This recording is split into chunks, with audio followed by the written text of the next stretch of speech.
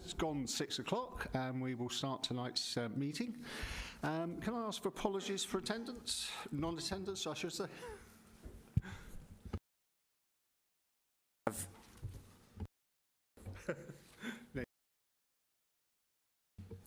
Thank you. We have apologies for non-attendance from Councillor Chowdhury, with Councillor Sargent substituting, and from Councillor Duffy. Yes. Are there any declarations of interest that's on any item tonight? I wouldn't have thought so, but you always have to ask. Okay, lovely. Item 3 is the minutes. Are you happy to agree the minutes of the meeting on the 28th of January? Oh, thank you very much indeed. Right, item 4. Now, tonight we do have one member of the public, Mrs. Moore, who wanted to talk for 3 minutes on the work programme. She particularly wants to talk on how children are affected by smartphone use and what can be done to protect them. Now, as we're going to have probably quite a longish discussion on the item on the agenda, I'm inviting Mrs. Moore to come forward and speak now. And obviously we will listen very, just straight where you are, just on the chair, absolutely fine. And we look forward to hearing from you. Thank you.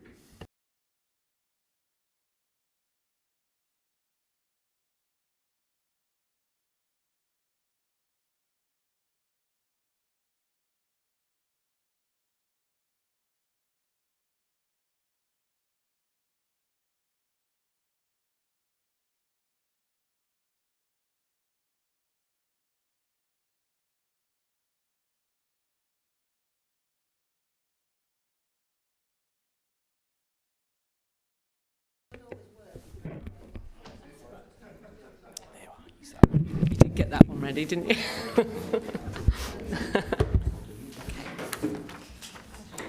Okay, so hello everybody. I am a parent of 3 children, my eldest being the first generation to grow up surrounded by a digital world. I've witnessed firsthand how access to smartphones has shaped their upbringing, and I wish a very different future for my younger children. Today, children grow up without the traditional watershed that once protected us from harmful content. Today, there are no boundaries, exposing kids to sexualisation, misogyny, cyberbullying, to name a few. Worse, algorithms prioritise engagement over mental health, pushing alarming content and fostering addiction. I do not oppose technology, far from it, but I do feel the idea that smartphones add educational value is flawed. They are designed for convenience, not for learning. Sitting at a computer, learning actual skills is one thing, but swiping and scrolling is another. These devices do nothing for handwriting, keyboard skills, or concentration. They are, in their very design, easy to use, easy to navigate, easy to distract your attention elsewhere. We need to stop justifying a handful of conveniences over the increasing number of harmful consequences. We have countless laws protecting children in many areas, yet we are so preoccupied with the importance of technology, we have forgotten to protect their digital lives. There is growing support for urgent change. I attended a Westminster petition debate supported by nearly 130,000 people, and last week the Safer Phones Bill was debated. Despite cross-party support from MP after MP, including adding smartphone-free schools back into the bill, the government concluded more evidence is required. We already have that evidence, from physical issues, vulnerability to crime, addiction, through to the very worst, like self-harm, sexual exploitation, enable contact with predators, and suicide. Parents protecting children from these harms can find it is on the school journey, within the school day, clubs, sleepovers, where their children have been exposed to frightening or inappropriate content facilitated by a friend's smartphone. This is a desperate concern for many. So today, I ask for support with 3 actions to encourage awareness of a growing movement called Smartphone Free Childhood and its goals, to safeguard children until they are closer to having the cognitive, emotional and social maturity needed to navigate these devices safely. I ask West Northants Council to promote truly smartphone-free policies in primary schools, allowing pupils non-internet mobile phones if they're actually required, encourage secondary schools to consider only allowing smartphones from year 9, if at all, and personal internet devices are locked away, not in bags and pockets, which is ineffective. Consult in youth public health to raise awareness and encourage parents to delay giving smartphones to children. 3 minutes just isn't enough to cover this, so I invite everybody here today to discuss further with me to truly understand this urgency. I have a folder here full of evidence and actual positive examples of change of other councils getting involved, other areas becoming smartphone free. I would love to share these with you.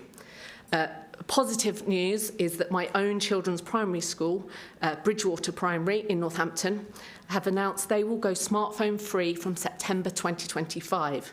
This has been met with support by parents and other parents asking me how could their school do the same. So I'm turning for you for help. You have the influence to make a real difference for our children. I hope you will use it. Okay, that's it. Thank you.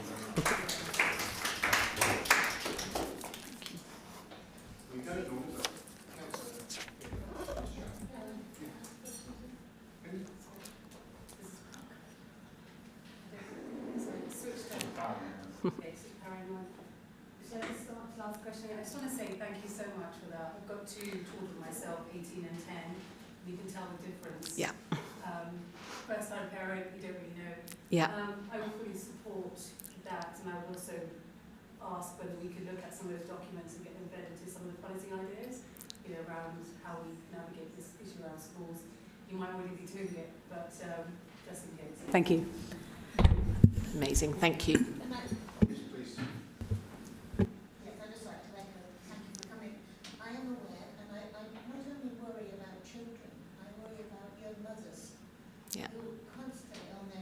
Yeah. Children are looking around for somebody eye contact. Yes. Somebody to talk to them. Children are definitely going backward. Going to school without being potty trained. Yeah. Going to school without being verbal. Yes. And this is all to do with social media. Yes.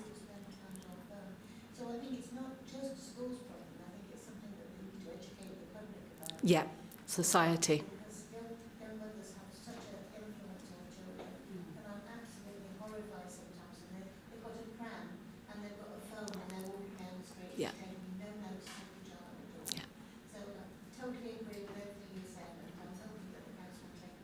Brilliant, thank you. What I would like to say is that when we get to item 7, I'm sure members will have been very impressed. And as we do set an agenda for future things, I'm pretty confident there'll be some considerable support for what you've suggested. I think everybody has got views on this. I think it's fantastic news that primary school, Bridgewater, is already started. I'm sure many others are. But and I know there's been things in government as well, but this could be an opportunity for something that's cross-party, it's not political, yes. But we just want to get good for parents and children in the right sort of mould. So, Ben, did you want to say something and when we move on? But I have a feeling oh, it is working. Thank you for coming along this evening. There's a big folder full of evidence over there. There is. So first response, and if it's okay with you through James, if we've got contact, I'll make contact and I'd love to sit down and talk through some of that evidence. Amazing. And then what we do next. So I'd really love to do that. That's the first commitment. The second for me, I think I don't disagree with almost everything you've said. As a parent, as a professional, I don't disagree. I want children to go into school and to focus and to learn. But I am also very conscious, having worked with other schools in other areas who've tried to implement this, how challenging this can be with other parents in particular, and around the need or perceived need to have a phone at all times. So I think that this is a really tricky one to deal with, isn't it? I am going out to Bridgewater next week after next. Brilliant. So I'm going out, and obviously know colleagues at Bridgewater, and I'll be really keen to see how they've done that, particularly how the parental engagement has happened. Yeah. I'm happy to share when we meet around previous schools I've worked with who had the pouches in reception. You leave your phone, you check it in. Huge impact on bullying, on antisocial behaviour in school, but it created lots of problems after school. because everybody saved it up for the end of school, and that's when things happened, and it happened on transport, etc. So I've got a little bit of history I'm happy to share.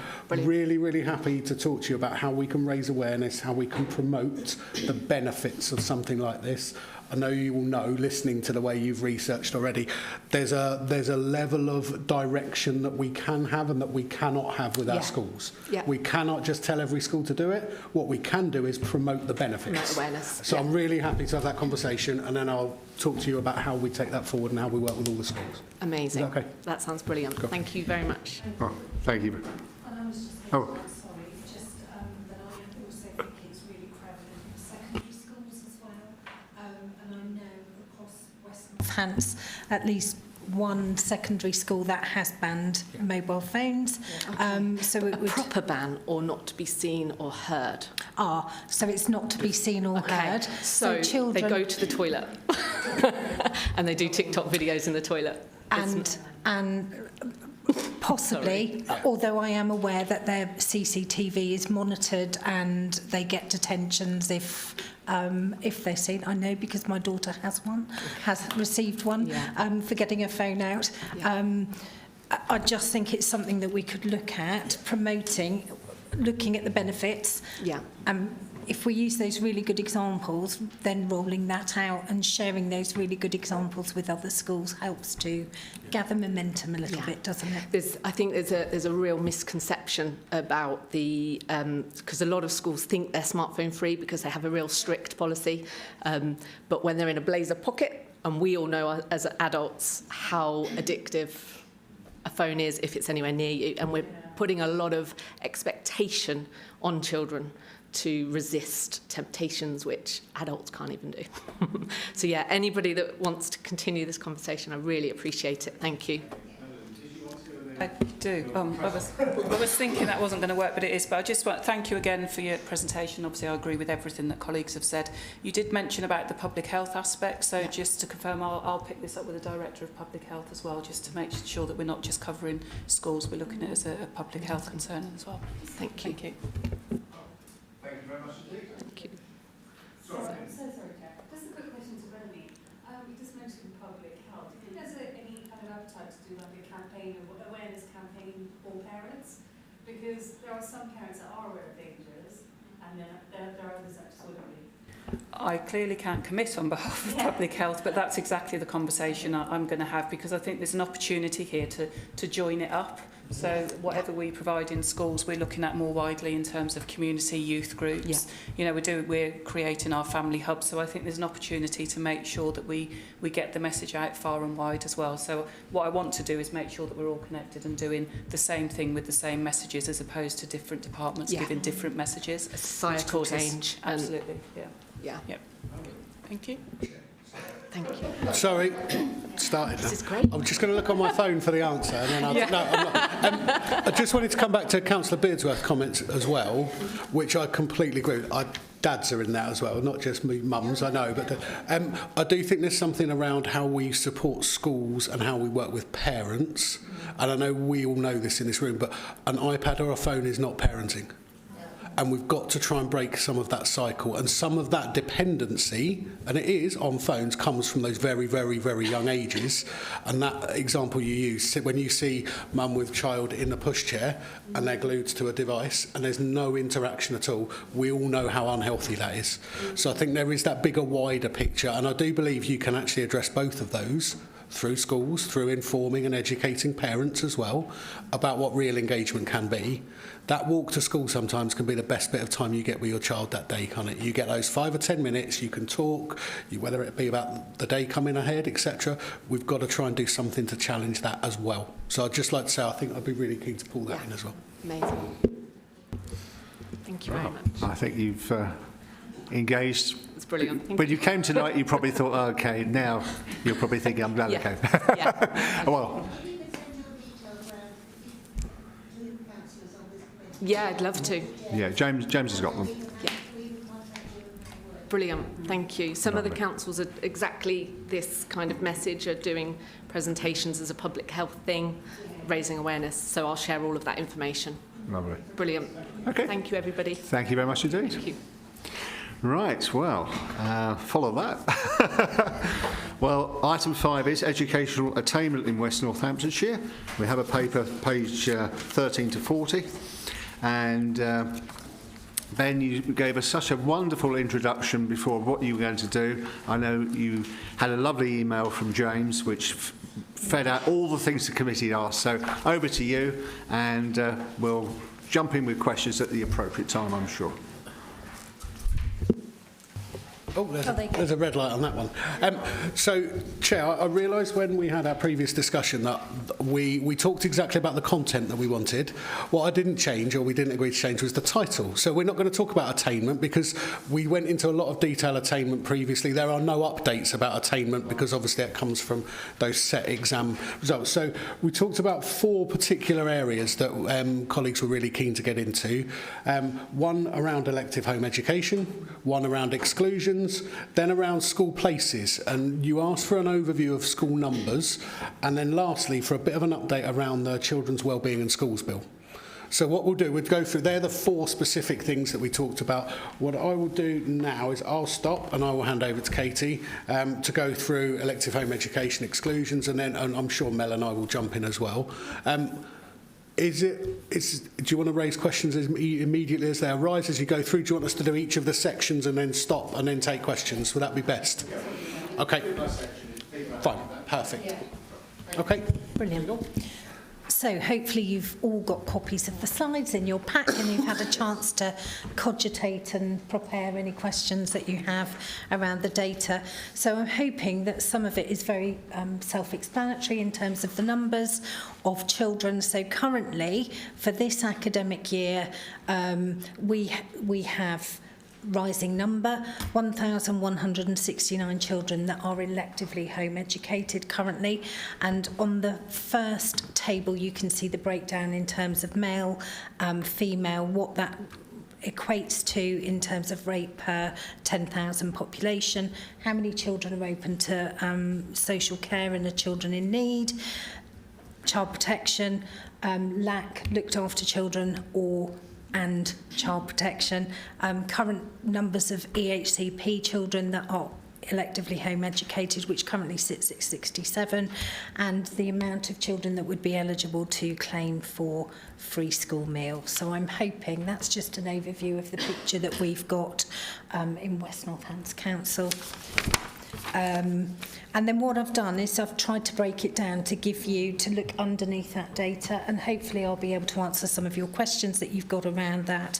So looking particularly at Key Stage, so you will see that Key Stage 3 and Key Stage 4, the numbers of children in Key Stage 3 and Key Stage 4 are highest in terms of EHE cohort, and that could be for a number of reasons. And I just wanted to explain to you that what we have done is we have developed some of the data that we are collecting as part of an EHE cohort, but we still have work to do, and some of that is about the systems which we use to collect that data. And what I'd really like to do, and we're working with business intelligence currently, is to look at breaking down when children come out. So and linking that to the length of time that they've been electively home educated. So again, whilst we've broken it down, there's still more breakdown that we want to do, and we're beginning to explore that further. But you can see there that our highest number is at Key Stage 3, so that's years 7, 8 and 9. And again, I'll look at numbers in a minute that have come out since September and the length of time also that they are out to electively home education, and try and give a little bit of a narrative around that. Okay. So what I will do is I'm really happy to do everything on elective home education, and then if you've got some questions, you can do that. I was just looking for it, Key Stage 1 and Key Stage 2. How much? Sorry, use the mic, please. Okay, sorry. We are being YouTubed. Sorry, I didn't realise. I'm thinking about it. Just take a moment to warm up. Have you used it before? So can I take mine? Hold on a minute. Thank you. I stopped my So you pop that one off there. Just for a moment. Yeah, only one at a time. It's one at a time. I am very sorry to stop you, but I'm just looking at the Key Stage 1 and then the huge jump at Key Stage 2. It's a huge jump. I mean, I know Key Stage 3 and 4 are bad, but they're older children, whereas Key Stage 2 are what, 6, 7? 7, year 3 it starts. Yeah, yeah. So, I mean, that's quite young. Yeah, that's quite young to have a child, you know, to be 243 of them not attending school and learning the social aspects of, you know, being at school and making friends and learning to be in a team, all these sort of things that you learn at school that you don't learn at home. can I just Yeah. say to address that? Sorry, I don't know. It is... It's not great. Ideally, I think we're all of the shared opinion that actually the best place for children is schools. However, there are some families who have taken the decision to electively home educate who are doing it absolutely brilliantly. And what I would say is, as part of their home education plan, they are building in opportunities for children to come together. So there are elective home education groups that meet. So I don't think that we can automatically assume that them not being in school means that they're not socialising or working on those softer skills, those interactive skills. But it is, I agree, it is alarming. It is a massive jump. Some of that could be around very much the... in Key Stage 2, you're preparing for end of Year 6 and your statutory assessments. It could be that education becomes much more formalised at Key Stage 1. Sometimes, particularly at Year 1, Year 2, there is some elements of play-based learning. That tends to disappear in Key Stage 2. So I think there's lots of contributing reasons for that jump. Is there any information? Again, any information regarding these children or children that have been to nursery school beforehand? You know, if you've been to nursery school, then you've had some experience of mixing, and therefore you come to school when you're 5 or 4.5, depending on your age, where your birthday is, and you join school, and the first year doesn't look too bad, but then you go to the second year, and I don't want to go to school anymore. You know, so there's obviously, if they've had that separation from their parents being in a nursery, it teaches them that separation bit. I just wondered if we had any information on that. We can absolutely get that data. I haven't looked, I'll be really honest, we haven't looked at that. I think when we look at the ages where children come out and the year groups, it might answer some of those questions. What we know anecdotally, and I can't present it with data, I have a team that go and work with elective home educated families. I think it's a real mixed picture. I think there are some children that have experienced school, they have experienced nursery settings. There are some children that haven't at all, and I think it's a real mixed picture. Okay.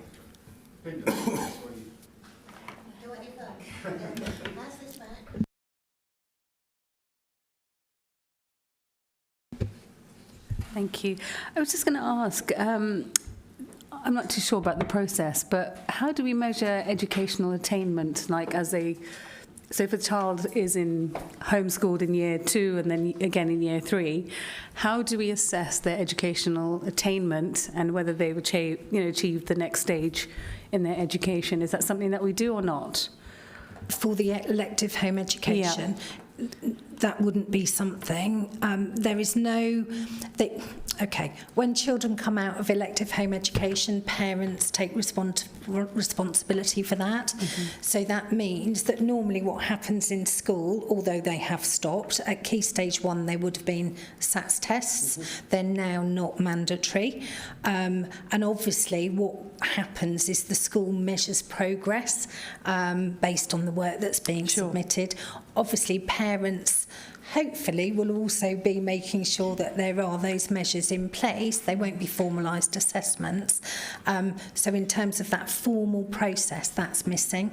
Yeah, and that's my concern is if you've got children, for example, who are homeschooled but not actually being homeschooled, then they're actually missing out large chunks of their education, and there should be a way of trying to measure that somehow. I'm not too sure how, but I also wanted other comments. So I can answer that in part for you. Sure. So any home-educated child, when a parent takes the decision to remove children from school and have them electively home educated, they have to submit, or what we ask for them to do is submit what's called a home education plan. Okay. That gets reviewed by one of my officers. Sure. What I would say is there is absolutely no obligation for them to follow the national curriculum as it would be in school. But we expect, and my team are trained and have had the legal training around what constitutes suitable education. If we have any questions around education, feeling that children are not receiving a suitable education, then there are legal channels that we can go through to return them to education. We would do that as a, obviously we'd need to investigate and look at that, but there are processes in place. Brilliant. Thank you so much. And one very last comment. I just want to say thank you to Melanie. She picked up some casework with some children that needed to get into school, so thank you for sorting that out.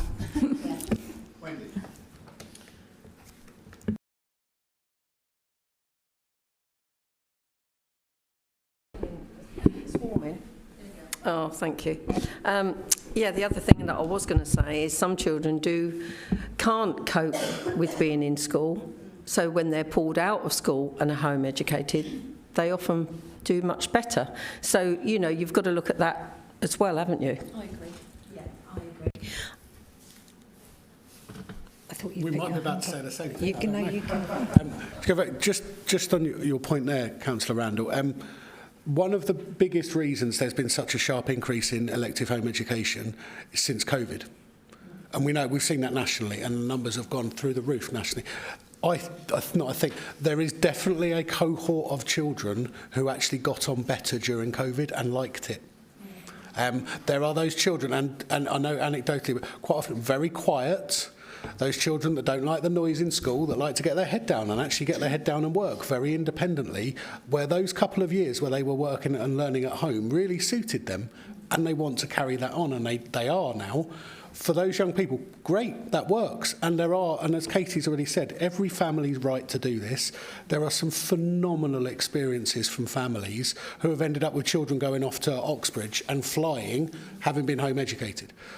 Absolutely accept that we should all be concerned when there are children that are out of sight and are not in school, but also have to bring that caution of, for some children, this is really good. This really does work for them. So we've got to get that balance right. So you're absolutely right. There are some children who just love that peace and quiet. They get their head down and they do their work at home and they're very happy. I would love to see every child in school personally, but that's me, I suppose. Sorry, Melanie.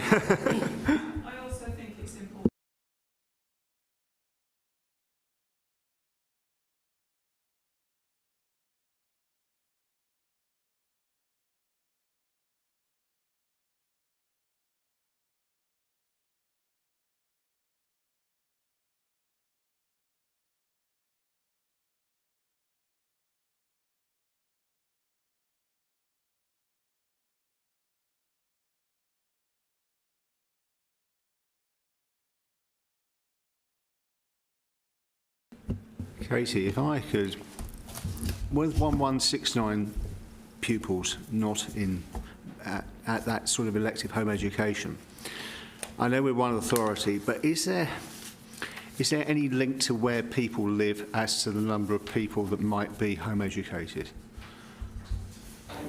In terms of across West Northants, so what we've started to do is look at local area partnerships and map it in terms of where there are most children that are electively home educated, and at the moment that seems to be in the north west area of the county, so around Daventry.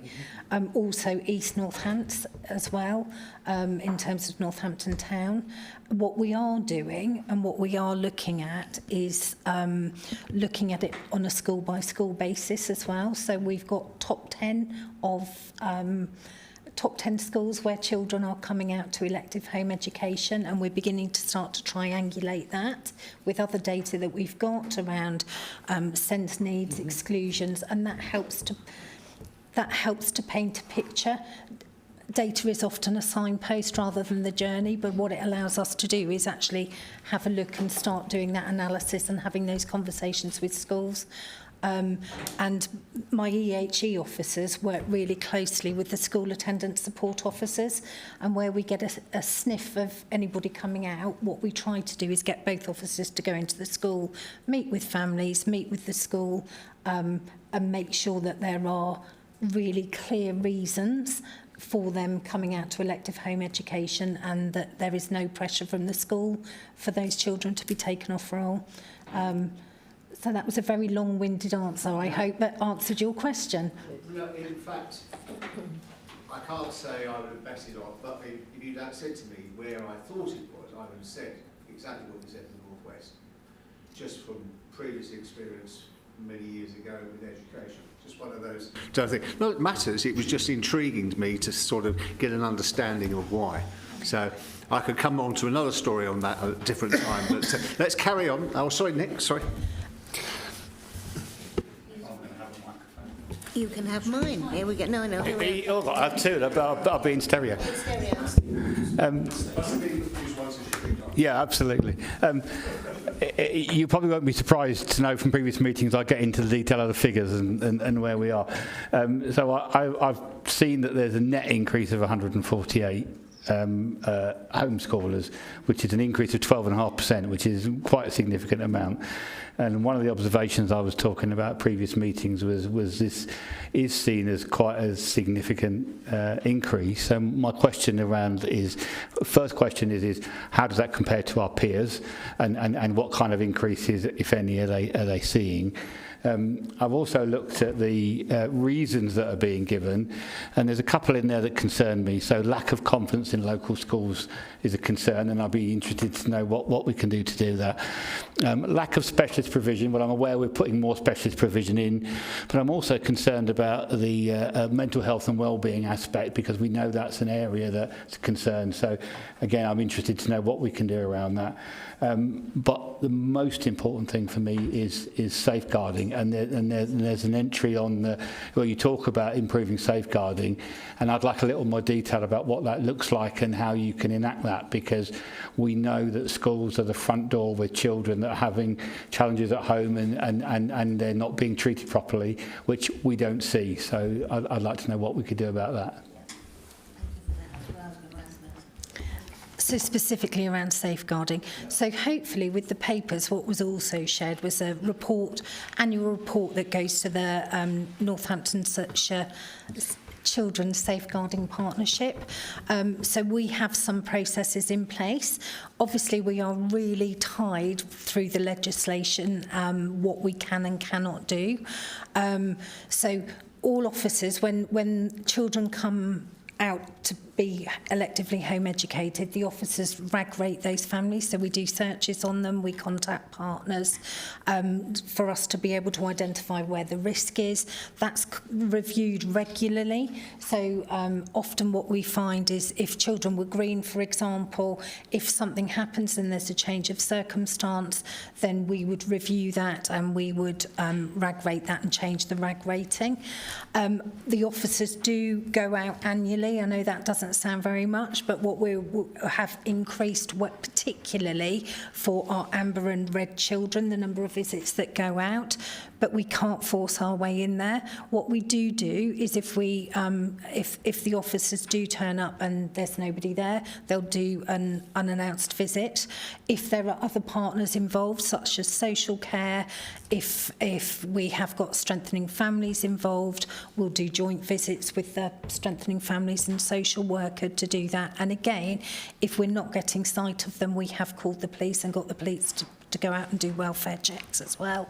And again, we're constantly reviewing, we're constantly looking at that intelligence, what we're seeing when we're going inside school, inside the home. So if there are concerns around the environment, then that will be escalated. we often do joint responses with social care, the ongoing case at the moment where we're looking at whether or not we do what's called a school attendance order for a couple of children that we are really concerned about. But is that sufficient? Probably not, but that's within the parameters of the legislation and the powers that we have as a local authority. So I hope that answers your question. Yeah, good. Are we okay to come back to the reasons a bit late when we get to that on the slides? Because I think if we go through all the data first. I just wanted to quickly just add the numbers, and I know you like the numbers. So our percentage increase is lower than the national at the moment. There's been nearly a 20% increase in the last year. I have to say those figures need to be taken with a number of caveats, because it's the first time the DfE have started publishing those national figures this year. But what they've said is a huge, nearly 20,000 increase nationally of children registered being electively home educated. Before we move on to listening to the radio today, there was a report on these proposed changes that the government are going to make to the national curriculum. Is there any prospect of that including an obligation for home teachers to follow the curriculum?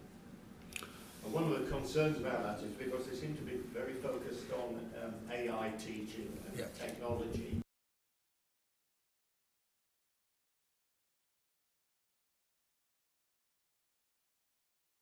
Sorry, go on. That's all right.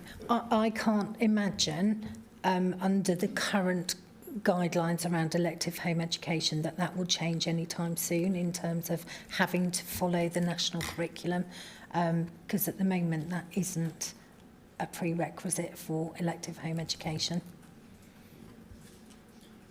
Do you carry on? You're right. With slides, brilliant. Yeah. Fantastic. So, moving through, then there's just a length of time open to elective home education, how many children have been open to EHE for 2 years plus. And again, that's 403 children. Again, we're starting to dig. As I say, this is a signpost, not a destination. So for me, what I would really like to do and what we are doing and working with our business intelligence colleagues is digging into this a bit further. So Key Stage 3, I'd like to have it broken down much, much more closely. So of those Key Stage 3 children, there's 133 that have been out for 2+ years. I'd like to know which year group they came out of. Is it year 7? Because actually there are stories, all data tells a story, doesn't it, about that transition from year 6 to year 7. So we are working on that and we are developing that currently. And then your net increase that you were talking about, on the next slide, it talks about starters and leavers. And again, that's looking at that net increase, and that shows you that per month, and you'll see that actually the biggest was in September, the start of a new year, children not turning up, deciding to be electively home educated. It could be that there's a range of issues that had happened the previous academic year. And again, what we're doing is we're looking at this data and looking at schools specifically. Are there patterns and trends that we're seeing? And actually, interestingly, what we're seeing this year is that the top 10 is different to last year, where the children are coming out to elective home education. But that also reflects and mimics the pattern that we're seeing in terms of suspensions and exclusions as well, actually. So that helps to tell a story. And when I look and share with you the information around exclusions and suspensions, you will be able to see, and I'll be able to explain to you how we're challenging some of that with our schools already. Okay, I'm going to carry on unless anybody steps up. And then it's just broken down. So actually you can see from September the changes that we have had this academic year. So we have had 329 children new to elective home education this year. And you can see the breakdown of that. And again, broken down into social care, CP, SIN, EHCP and free school meals. And then again, what that looks like in terms of, for this academic year, where the biggest cohort is coming from, and probably no surprise it's at Key Stage 3. So some of that will be around transition into Year 7, but actually some of it, and I will say, and I'm allowed to say this as a primary practitioner in a former life, that transition for some of our children is quite tricky. There is a real big jump from Year 6 to Year 7. Primary schools are exceptionally nurturing. What that means is sometimes it can mask some of the difficulties that children are experiencing within the education system. Not saying that secondary schools aren't nurturing, but it's very different practice. No. I had a big involvement. I was school governor and parent governor for my children's school. And when they went to high school, to their upper school, it was like severing the umbilical cord. There was no going to see teachers unless you made an appointment. It was like a closed shop. Yeah. And they didn't involve parents, and if you had a problem, you were made to feel that it was a nuisance that you went up and said, I don't mind being feeling a nuisance, I'll go anyway. But they must have put other people off that are not as determined as me. And it almost felt as though I was being totally excluded as a parent. And I think that's so wrong, because especially the first year, you want to be a bit supportive. You know, they're the little ones. You go up and then there's great big sixth formers up there, and your little chap's running around, can't find his way to his classroom. You know, it's really hard. It's really difficult for secondary schools because actually they're much bigger places, aren't they? And you've got huge numbers of children. So actually at primary, where you can have an open door policy for parents to come in, that would be absolute carnage in a secondary school.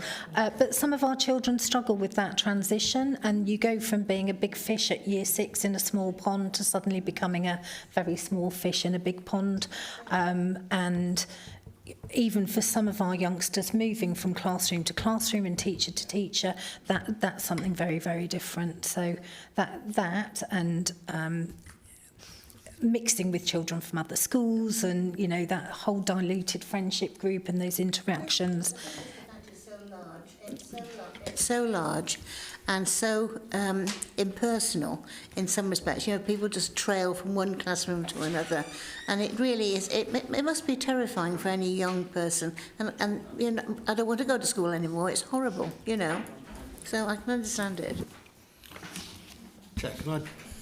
Can I just respond quickly to that point? Because I don't disagree with that point around transition. And, you know, we've talked about that through a number of different angles around the pressure of transition and what that can, some of the problems that can create for children. So we're working with a number of primaries and secondaries around transition and around how to improve that, particularly in geographical clusters where naturally a group of primary schools will naturally feed into the secondary school. Some really simple things to do there. Summer term, after exams, do lots of opportunities to go and visit the site. There's even things you can do over the summer holidays. We're looking at that with a couple of our schools as well. I think the biggest thing there is to convince parents. And I think that's when we see a number of children who either come out of the system at the end of Year 6 and don't turn up back in Year 7. And I do understand that, and I remember doing that as a parent as well. You're right, that cotton wool, very safe, very protected, and suddenly there's 2,000 children and lots of them are 6'2", and they've got facial hair and all sorts of other things. It's really scary, but actually our secondary schools generally do a really good job of supporting children to come in. And they do have that nurture, and it does change over time. So I think there is a lot that we can do, and we are working with the schools at the moment. That, for me, is one of our biggest challenges, getting that transition right. I think it would be a good idea to have any children moving up having a mentor, maybe from a upper school, you know. You're in charge of Johnny Smith, you know, and just to help him through the first few months. And mentoring says it helps with grown-ups as well, so it must help with children. And I'm very much, when my children when we were in America, they went to American school, they had a school counsellor. That they had a problem, they went to see her and sorted out what they needed to do, what they needed to get. And she was really, really helpful. And if they had a problem, you know, going into mental health, it was somebody you should go and talk to. And I really think that would be a benefit as well. especially in the upper schools. Okay, I've got two people. Wendy first and then Brian. Yeah, thank you.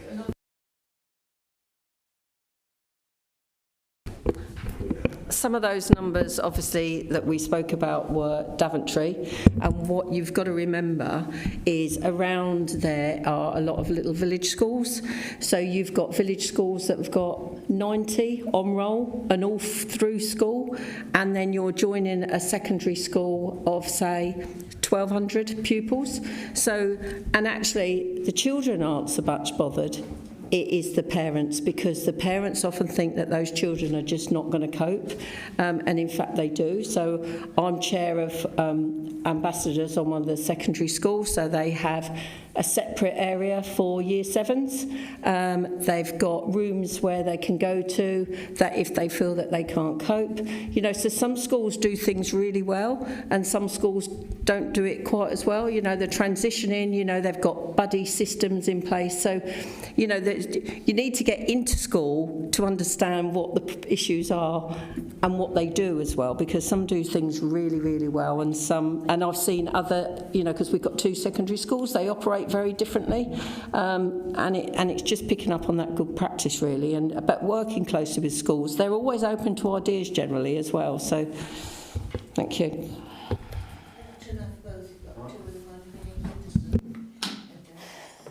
I think I'll speak loudly. Amy, yeah, we've got it here. My two granddaughters couldn't get in the school they wanted. They was at Upton Primary, and it was absolutely traumatic for the eldest girl. She's always top of the class. She's always the first one, Misa, and it was absolutely traumatic. And she didn't want to go to school. She loved school, but of course after 2 or 3 months, all different as you say, finding the way, lost all her peers from Upton Primary. And this will bring me to my second point. We need a senior school in Upton. It's on the books. I've been mentioning it, 15 years? And Pinder's been banging the drum, obviously. And we do really need one, because all the children from Upton Primary are sent everywhere, all and everywhere. And they lose the basis. I've got friends, even now, the ones who are alive, who I went to school with when I was 10 and 11. You never leave them, especially if you don't lose the area. And this is your security. It's in here. The people you know, your peers, and you see them go up, you see them go down. But my girls now are doing well, but it was absolutely traumatic. These are for the little creepers. Yes, miss, no, miss. Yeah, it was traumatic. Yeah. I think that move generally for most children is a big step, isn't it? An absolute big step. And what I would say to you is what we're trying to do as part of the other strand to the service, that one of the services that I lead, is look at those children that are currently in year 6, that have got SEMH needs, social, emotional, mental health needs, to be able to do, we've got an alternative provision that we're working with at the moment called New Leaf Learning, which is absolutely brilliant. And what we're exploring is for summer 2 to look at getting a small group of year 6 children. We're going to pilot it this year to look at whether we can start doing some work to prepare them for transition, because we recognise that that's a massive challenge. So lots of things in the pipeline that we're hoping to do to support that. Okay, so I've already touched on safeguarding, so I'm just going to gloss over that unless anybody else has got any other questions around that. No, brilliant. And then we've already talked a little bit about the reasons and the reasons for it, for why children come out. I think mental health and well-being is huge. In terms of education, we're seeing that having an enormous impact on youngsters and their school attendance. I'm sorry, I've not gone in order. I flipped back. I haven't got page numbers, I'm sorry. So I've just done the new EHE by stage, and it's my fault because I flipped forward and then flipped back again. So elective home education reasons, yeah, brilliant. And just wanted to highlight that we're finding generally, in terms of having an impact on general school attendance, that mental health reasons are up there. And again, I didn't know if you wanted to add anything, Ben, to that. I think the reasons that are listed on this slide come from the information that we have. And some parents, they don't have to tell us, but they also come from a couple of pieces of research that have been done nationally as well. So they are very consistent, which we wouldn't be surprised about. I think the comment that you raised earlier around lack of confidence is something that we do all need to take very seriously.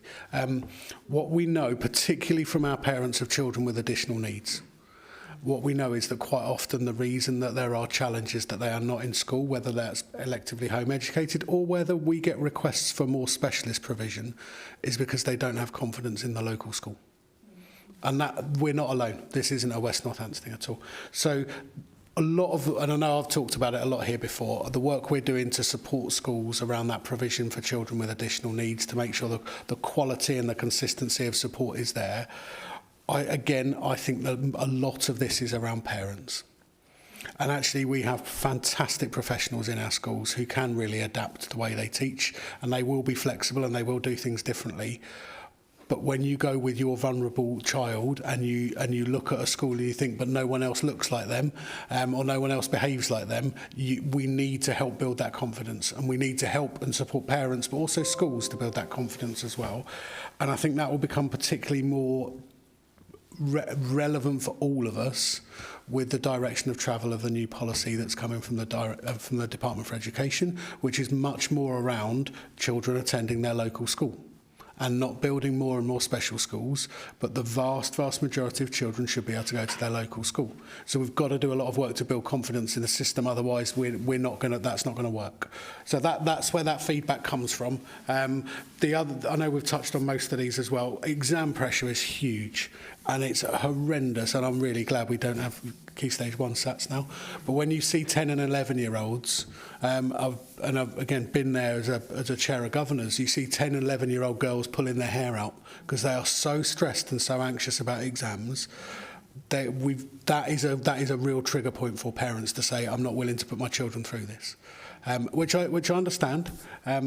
So again, more that we can do there to support the resilience in children and in families as well.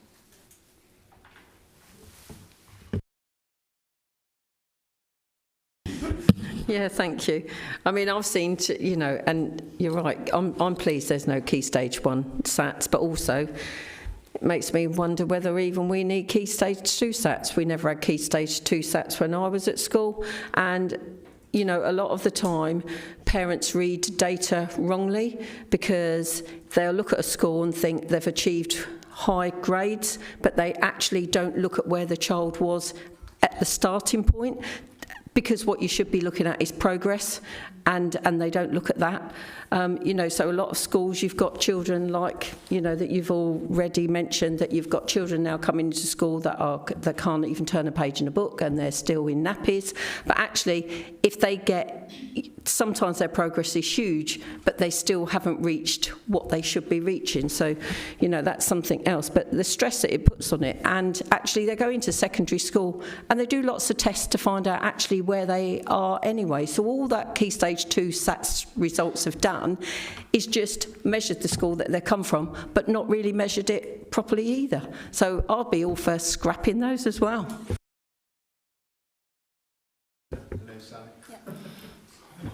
Need a mic again, oh, yeah. if I may. Yeah, of course. Apologies. 2 points really is the unintended consequences of targets. And I think what I see with the children I look after is they are extremely stressed by something that the school is trying to achieve to get a good position in the league table, which is not looking after the interests of the children. It's looking after the interests of the school and who wants to drive up their school results. And the point, I think, along the lines of what Wendy was making then is also about, I'm more interested in what was the child capable of and where are they now? It may not be that they're a level 9 student, but if they were at 3 or 4 and they've gone up 2 places, bingo, that's good enough for me.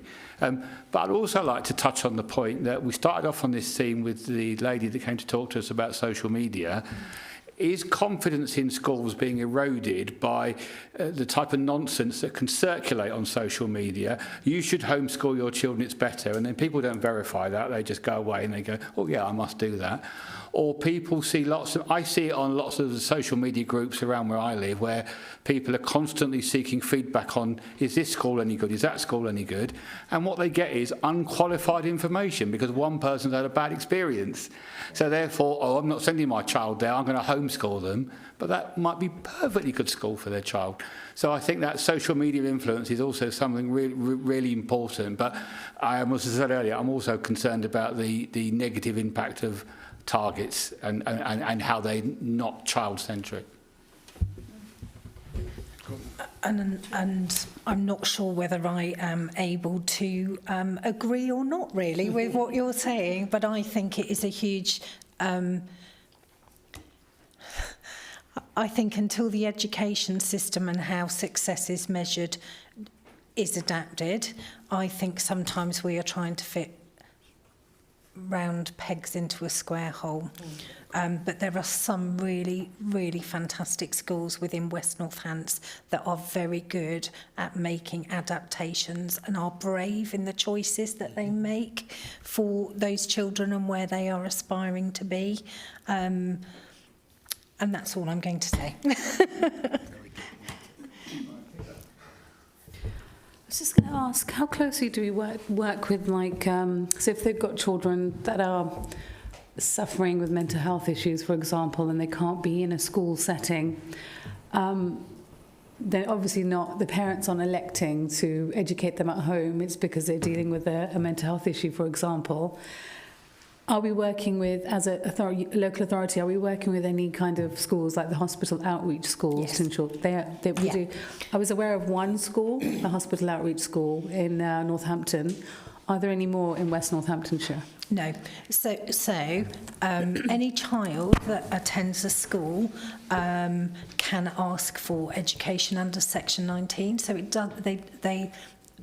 Elective home education isn't the only choice. So currently, my service also picks up where there are requests for Section 19 education, and what that basically means is, as a local authority, we take over responsibility for that. Now, we do discharge our duty where we can to hospital and outreach, but there are really set criteria around medical illnesses or conditions, and they have to be open to a paediatric, paediatrician, and I'm trying to think of it like a specialist. Yeah. So the criteria is quite high, but that doesn't mean that we won't get involved. So we have put education in place for them. For some children, it's the therapeutic approach, because actually what we need to do is get them ready to learn. They're not ready to be in a school, and it's got to be very, very gradual. But sometimes we put in tuition for them.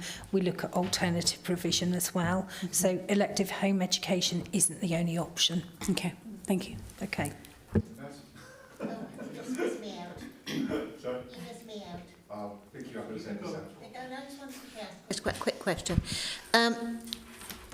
People develop at different rates. It always amazes me that we go through this business of, I mean, in my day it was the 11 purse. You know, that your life was decided by whether you passed an exam when you were 11. You know, and it to me it's wrong. People develop at different rates and different things. My sons went to a school for a couple of years in America, and we have a much better system here because we actually do teach history, whereas they just do American history over there, which is about 200 years.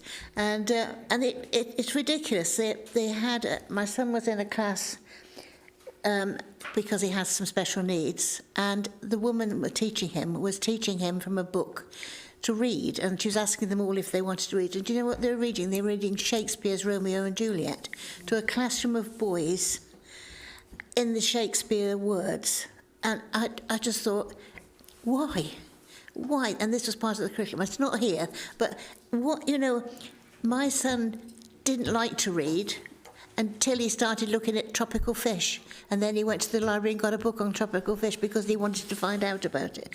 That's that's the thing, it's getting their interest in something and then that expands. There was a school that was dedicated to this, to get people along and say, you know, work on a car or something like this and say, well, if you wanted to find out, you have to read about this, and that's how they learned. We've got to look at alternatives as well as a curriculum, I think. If I could just respond to that. As a Year 6 teacher of 10 and 11-year-olds, I taught Romeo and Juliet to my class very successfully, and actually it's about how you adapt and how you shape it to meet. And I had a class of 21 boys and something like 6 girls.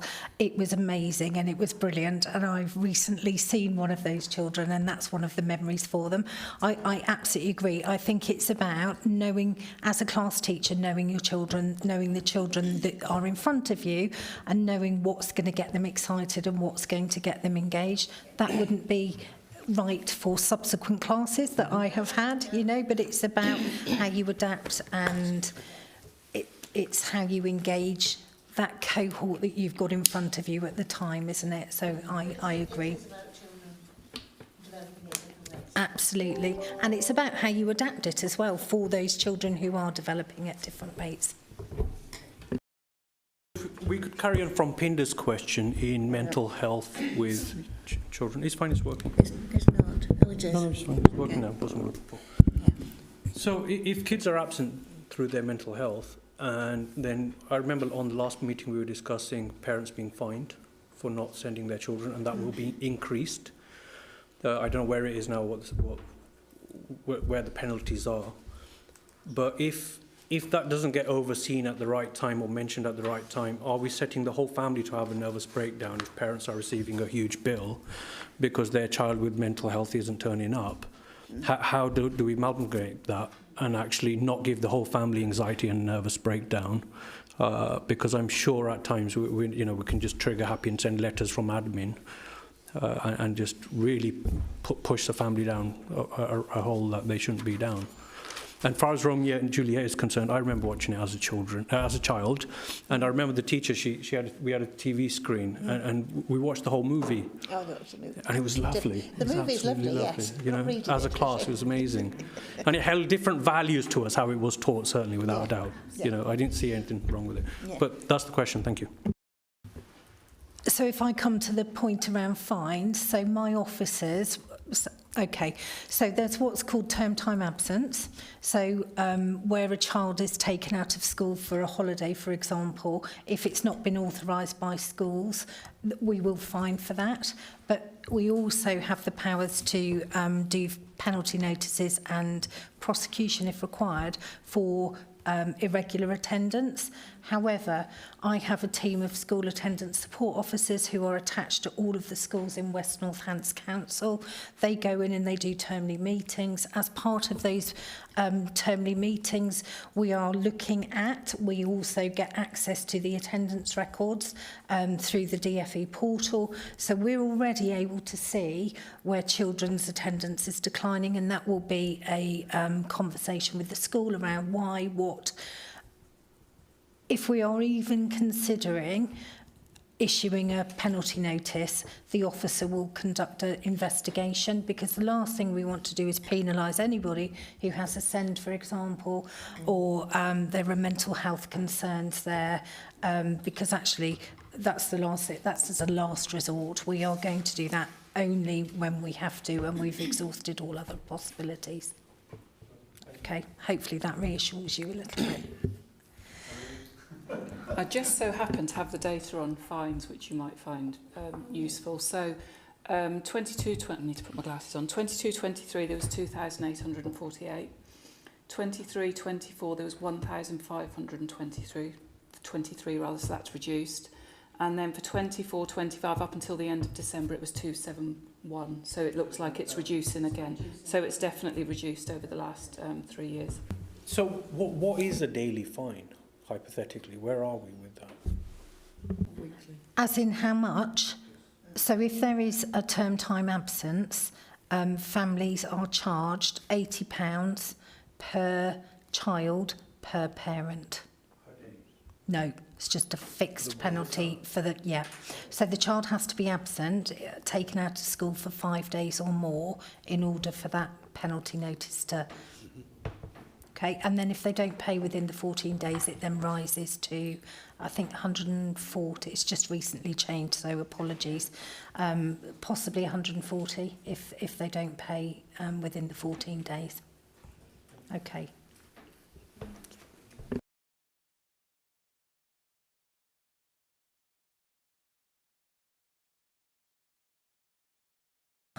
Sorry, hadn't put this on. The language has changed a little bit. So it used to be fixed term exclusions and exclusions. So just to clarify, when we're talking about exclusions now, we're talking about permanent exclusions where a child is removed from role from the school. And what was fixed term exclusions is now suspensions. So that's where a child is sent home from school for a fixed period. So it could be 5 days, it could be 1 day, it could be 2 days. Okay, so all head teachers have the right to exclude. It's written within by the DFE guidance. And nationally, the rate and number of exclusions is increasing at all ages. There has been a concerning increase in suspensions for children in Key Stage 1 in West Northants, but that also reflects the national picture and can be attributed to all sorts of things. I think we're still feeling the impact of COVID and the subsequent impact that that has on our younger children. In West Northants, the rate of suspension in primary school is higher than regional and national averages, but again, I would say that is linked to needs within those primary schools, and I'll talk about that in more detail as we go through the presentation. Nationally, vulnerable children, including those with SEND and those with a social worker, are more likely to be excluded than their peers. Now, I would say in terms of pupils with SEND, we are seeing that, but what we are also seeing is that they are undiagnosed SEND or they have not been identified as SEND. So if children are excluded, what then happens is they're placed in an alternative provision, and we're working really closely with our alternative provisions to make sure that statutory assessments are started where they are required to be started. Okay. Can I just jump? Yeah. Sorry, can I just jump in on that bit as well? One other thing that we're doing with our health colleagues is to try and understand from health to get not numbers but names and detail of individual children, of children that are waiting for a health assessment or a health diagnosis, because we know some of those waiting lists are incredibly long. A hypothesis, we need to prove it one way or the other, is those children that haven't had that assessment, haven't had that diagnosis through health, are more likely to have been suspended, excluded, or their attendance to be affected, because people don't understand their needs, they don't understand how to meet them in school. Now, we're testing that. Health colleagues are working with us on that. Happy to bring that back through here once we've got the answers of that, and it will then have, and this is what we're doing about it as well. Sorry. And I would say that what we are seeing is a large number of pupils that are being permanently excluded that are on the ASD or ADHD pathways. Just for context. Okay. So, Thank you. I've been on 2 primary permanent exclusions, and it is extremely upsetting, really.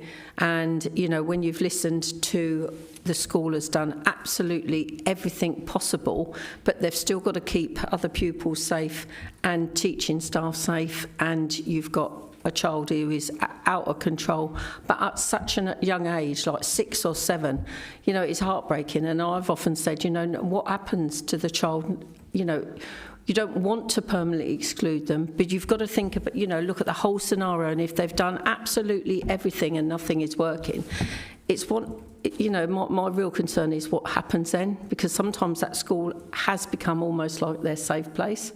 And, you know, that I'm on another one next week, and that's a primary one. So that's, you know, and I'm thinking, like, what happens to this child? They're almost like they're 6 or 7, and they've, you know, are they almost being written off? And I would say absolutely not.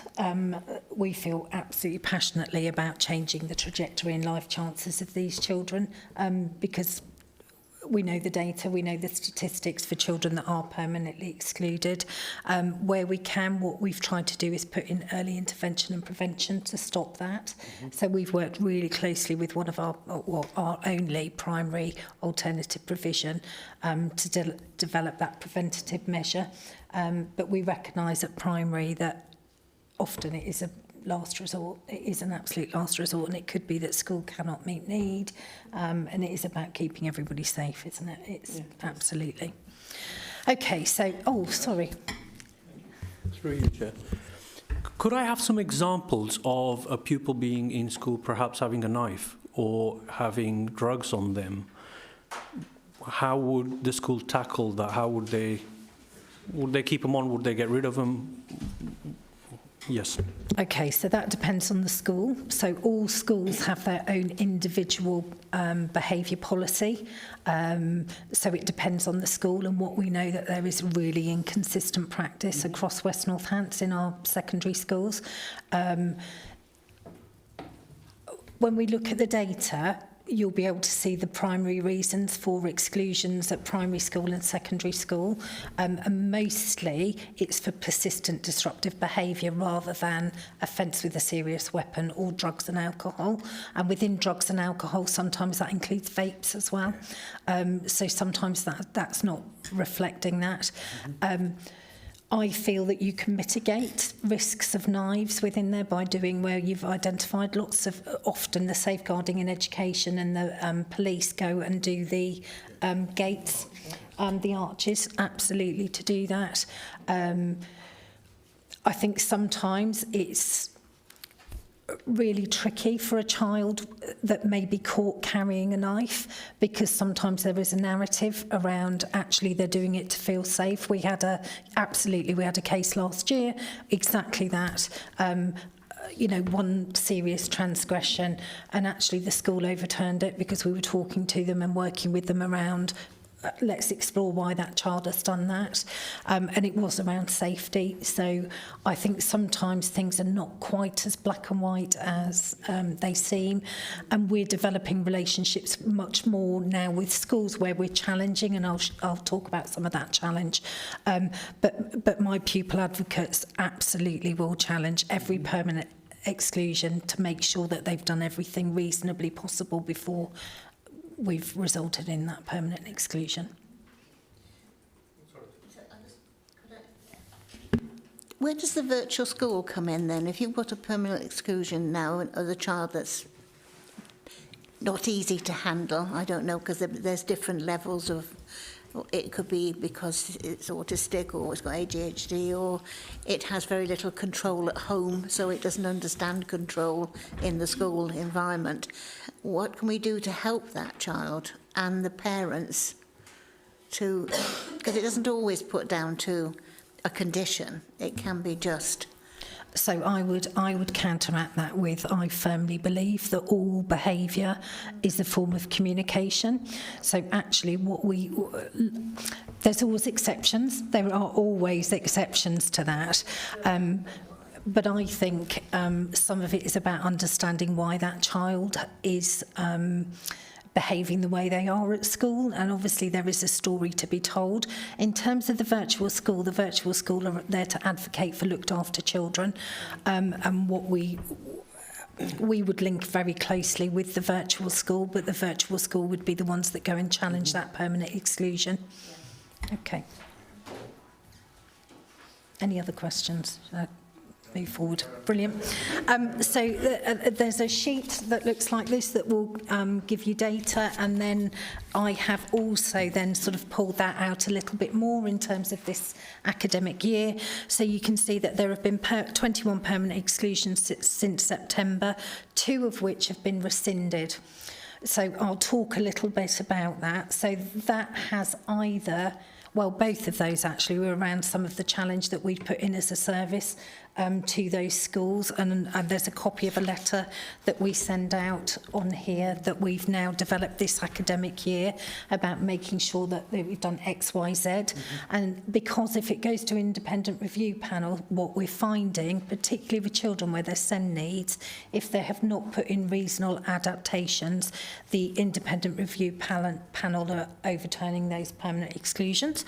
So on the back of sending out those letters, 2 schools immediately rescinded the permanent exclusion and then wanted to work with us as a service to support that child. However, that does represent an increase of 3 permanent exclusions since this time last year, and that's because what we've seen is a rise in primary exclusions. So we've had 6 in the primary phase, 4 of which are for physical assault against an adult.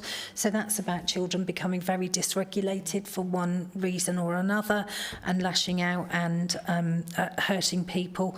1 was for damage, so that's damage to property in the classroom, and 1 was for threat of an offensive weapon. The offensive weapon was a butter knife in the dining hall, just to put that into context, and that was part of dysregulation. There have been 15 permanent exclusions in secondary school, 1 for physical assault against an adult, 7 for persistent disruptive behaviour, 1 for drug and alcohol, 4 for assault against a pupil, and 2 for the threat of an offensive weapon. So actually you can see sort of statistically from a very small cohort that actually drugs and alcohol and offensive weapon are not the primary reasons. Tends to be that persistent disruptive behaviour, which could be all sorts of things from storming out of lessons, not following instructions, answering back, swearing to adults, all sorts of things. We have invested in something called therapeutic thinking for all of our schools. I don't know whether I've spoken to you before about it. What we have found is that we've had really, really good engagement from our primary schools, but we haven't with our secondary schools. And what we're wanting our schools to do is look at each individual child and look at what's causing that and mapping it out, where are the difficulties. So we've got a plan in place that the member of my team that's leading on that now and the man from therapeutic thinking are going to go out and address directly with secondary schools, but in other local authorities they have proven to reduce the number of suspensions, and so we're hoping, give it time, that we will start to replicate that. So for comparison, I've put comparative data at the bottom there about where we were this year compared to last year.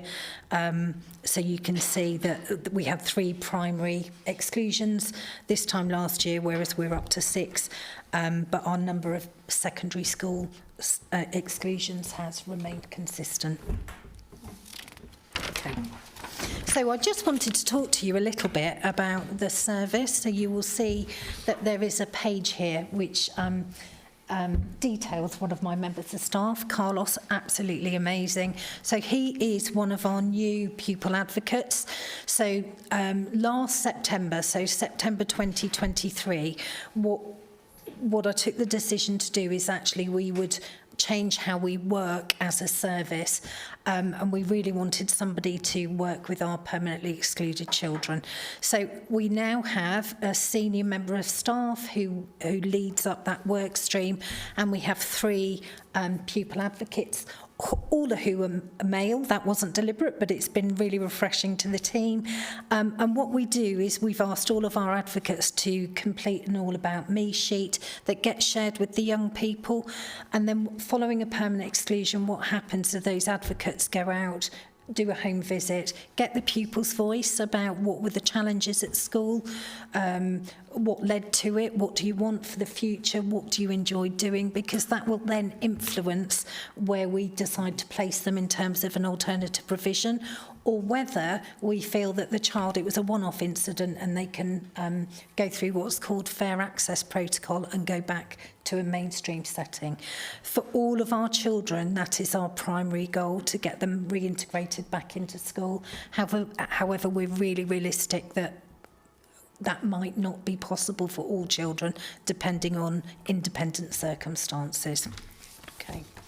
So again, on the next page, you can see there's 3 pieces there. That's about the position statement that we send to schools. Sorry. I was so engrossed, I beg your pardon. Just very quickly, I just wanted to ask, having that been excluded for, I know, like you mentioned Karen Morgan earlier, do we have a programme or are we working with any charities that help those children to understand the dangers of that? Because there is a big issue at the moment in some parts where there's this gang culture type thing that's going on, and a lot of those children, we talked about social media earlier on, are picking up all of this influence and, you know, on there, and they're not understanding the actual dangers of it. I've come across a few organisations here in Northamptonshire who do work with children. They've had funding from the council to do what they need to do, but are we utilising them and pointing these children in the right direction for them? Yes, so I would say to you, we work really closely with the YVIU, the Youth Violence Intervention Unit. So we attend weekly meetings where children are raised. We also, there's a new child exploitation hub within the council. We meet with them regularly, making sure that they're what's called a SERAF, it's like a risk assessment, child exploitation risk assessment form. And then other agencies will be involved, so either the Youth Justice Service, ACE. So the very short answer is yes, we do. Okay, brilliant. So I talked about the position statement and then just talked a little bit about what we're doing. So just how we've expanded. So the fact that talked about the pupil advocate team and what their role is.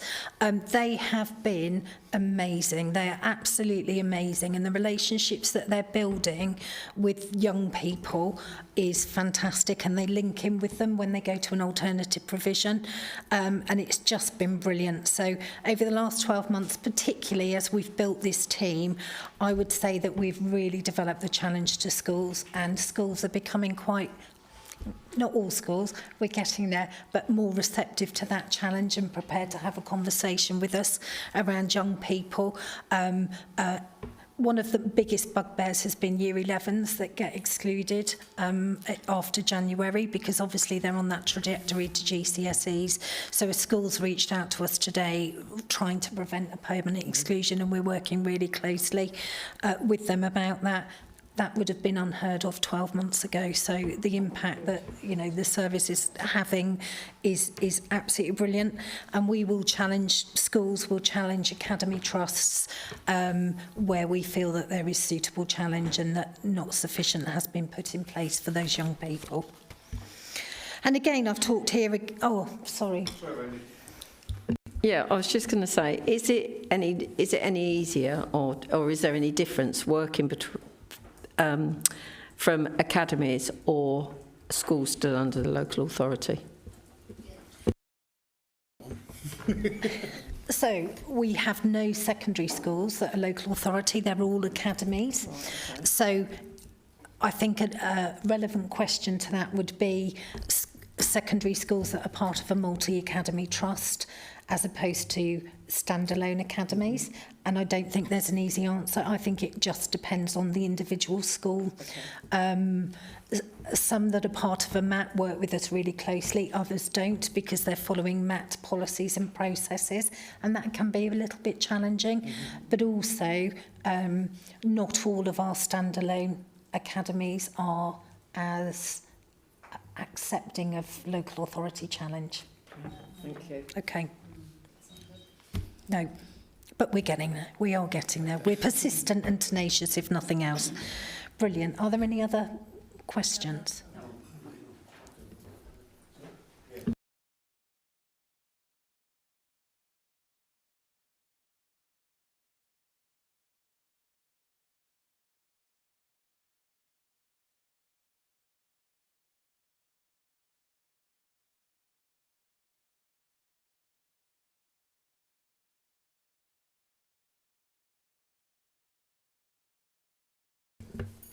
It's unpicking the child and looking at what is causing that behaviour.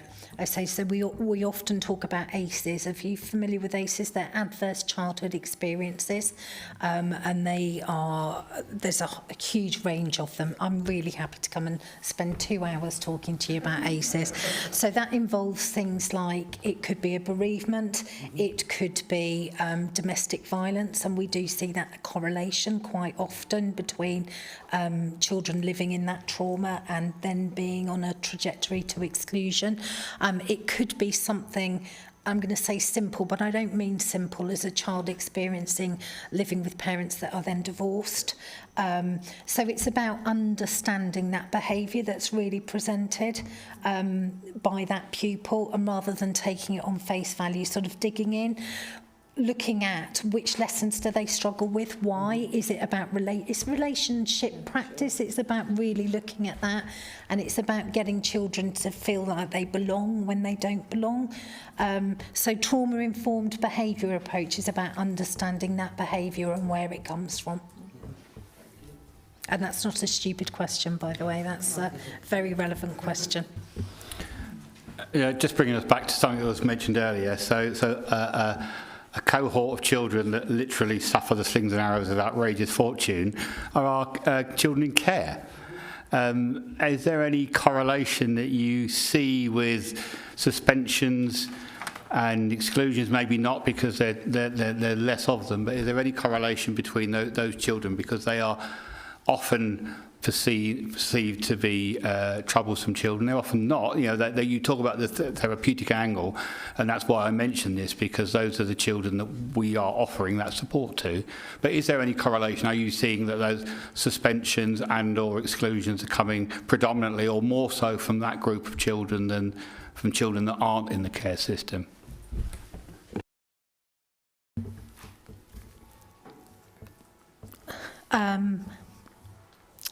No, I would say that they're not necessarily higher statistically. However, I would say that children in care are often exhibiting behaviours that may lead to that suspension and exclusion because of the trauma that they've experienced. But there are other children that are not in care that are also doing that. So it's not waving any red flags in terms of specifically children in care.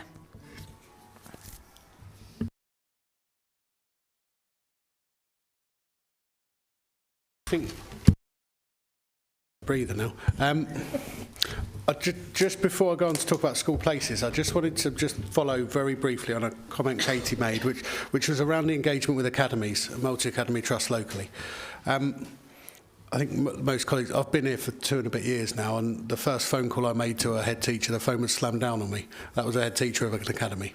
And he used some very choice language and told me where to go, because there hadn't been any engagement for a very long time.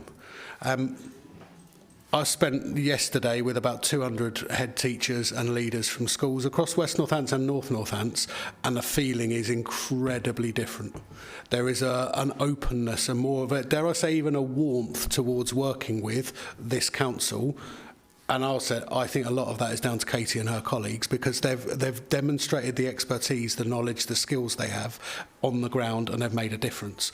And head teachers being able to sit across and talk to another head teacher who's been there, done it, knows the tricks, etc. That it's painful, it's hard, it's tough, but it is working. So we are getting much, much better engagement. Ultimately, every time we go back to the child. We are here to make a difference for that child. 99% of the time, that's a very quick way to win any argument, because any educationalist comes into their job to make a difference for children as well. But so I do think we need to reflect that there is still a long way to go, but relationships are so much better at the moment than they were.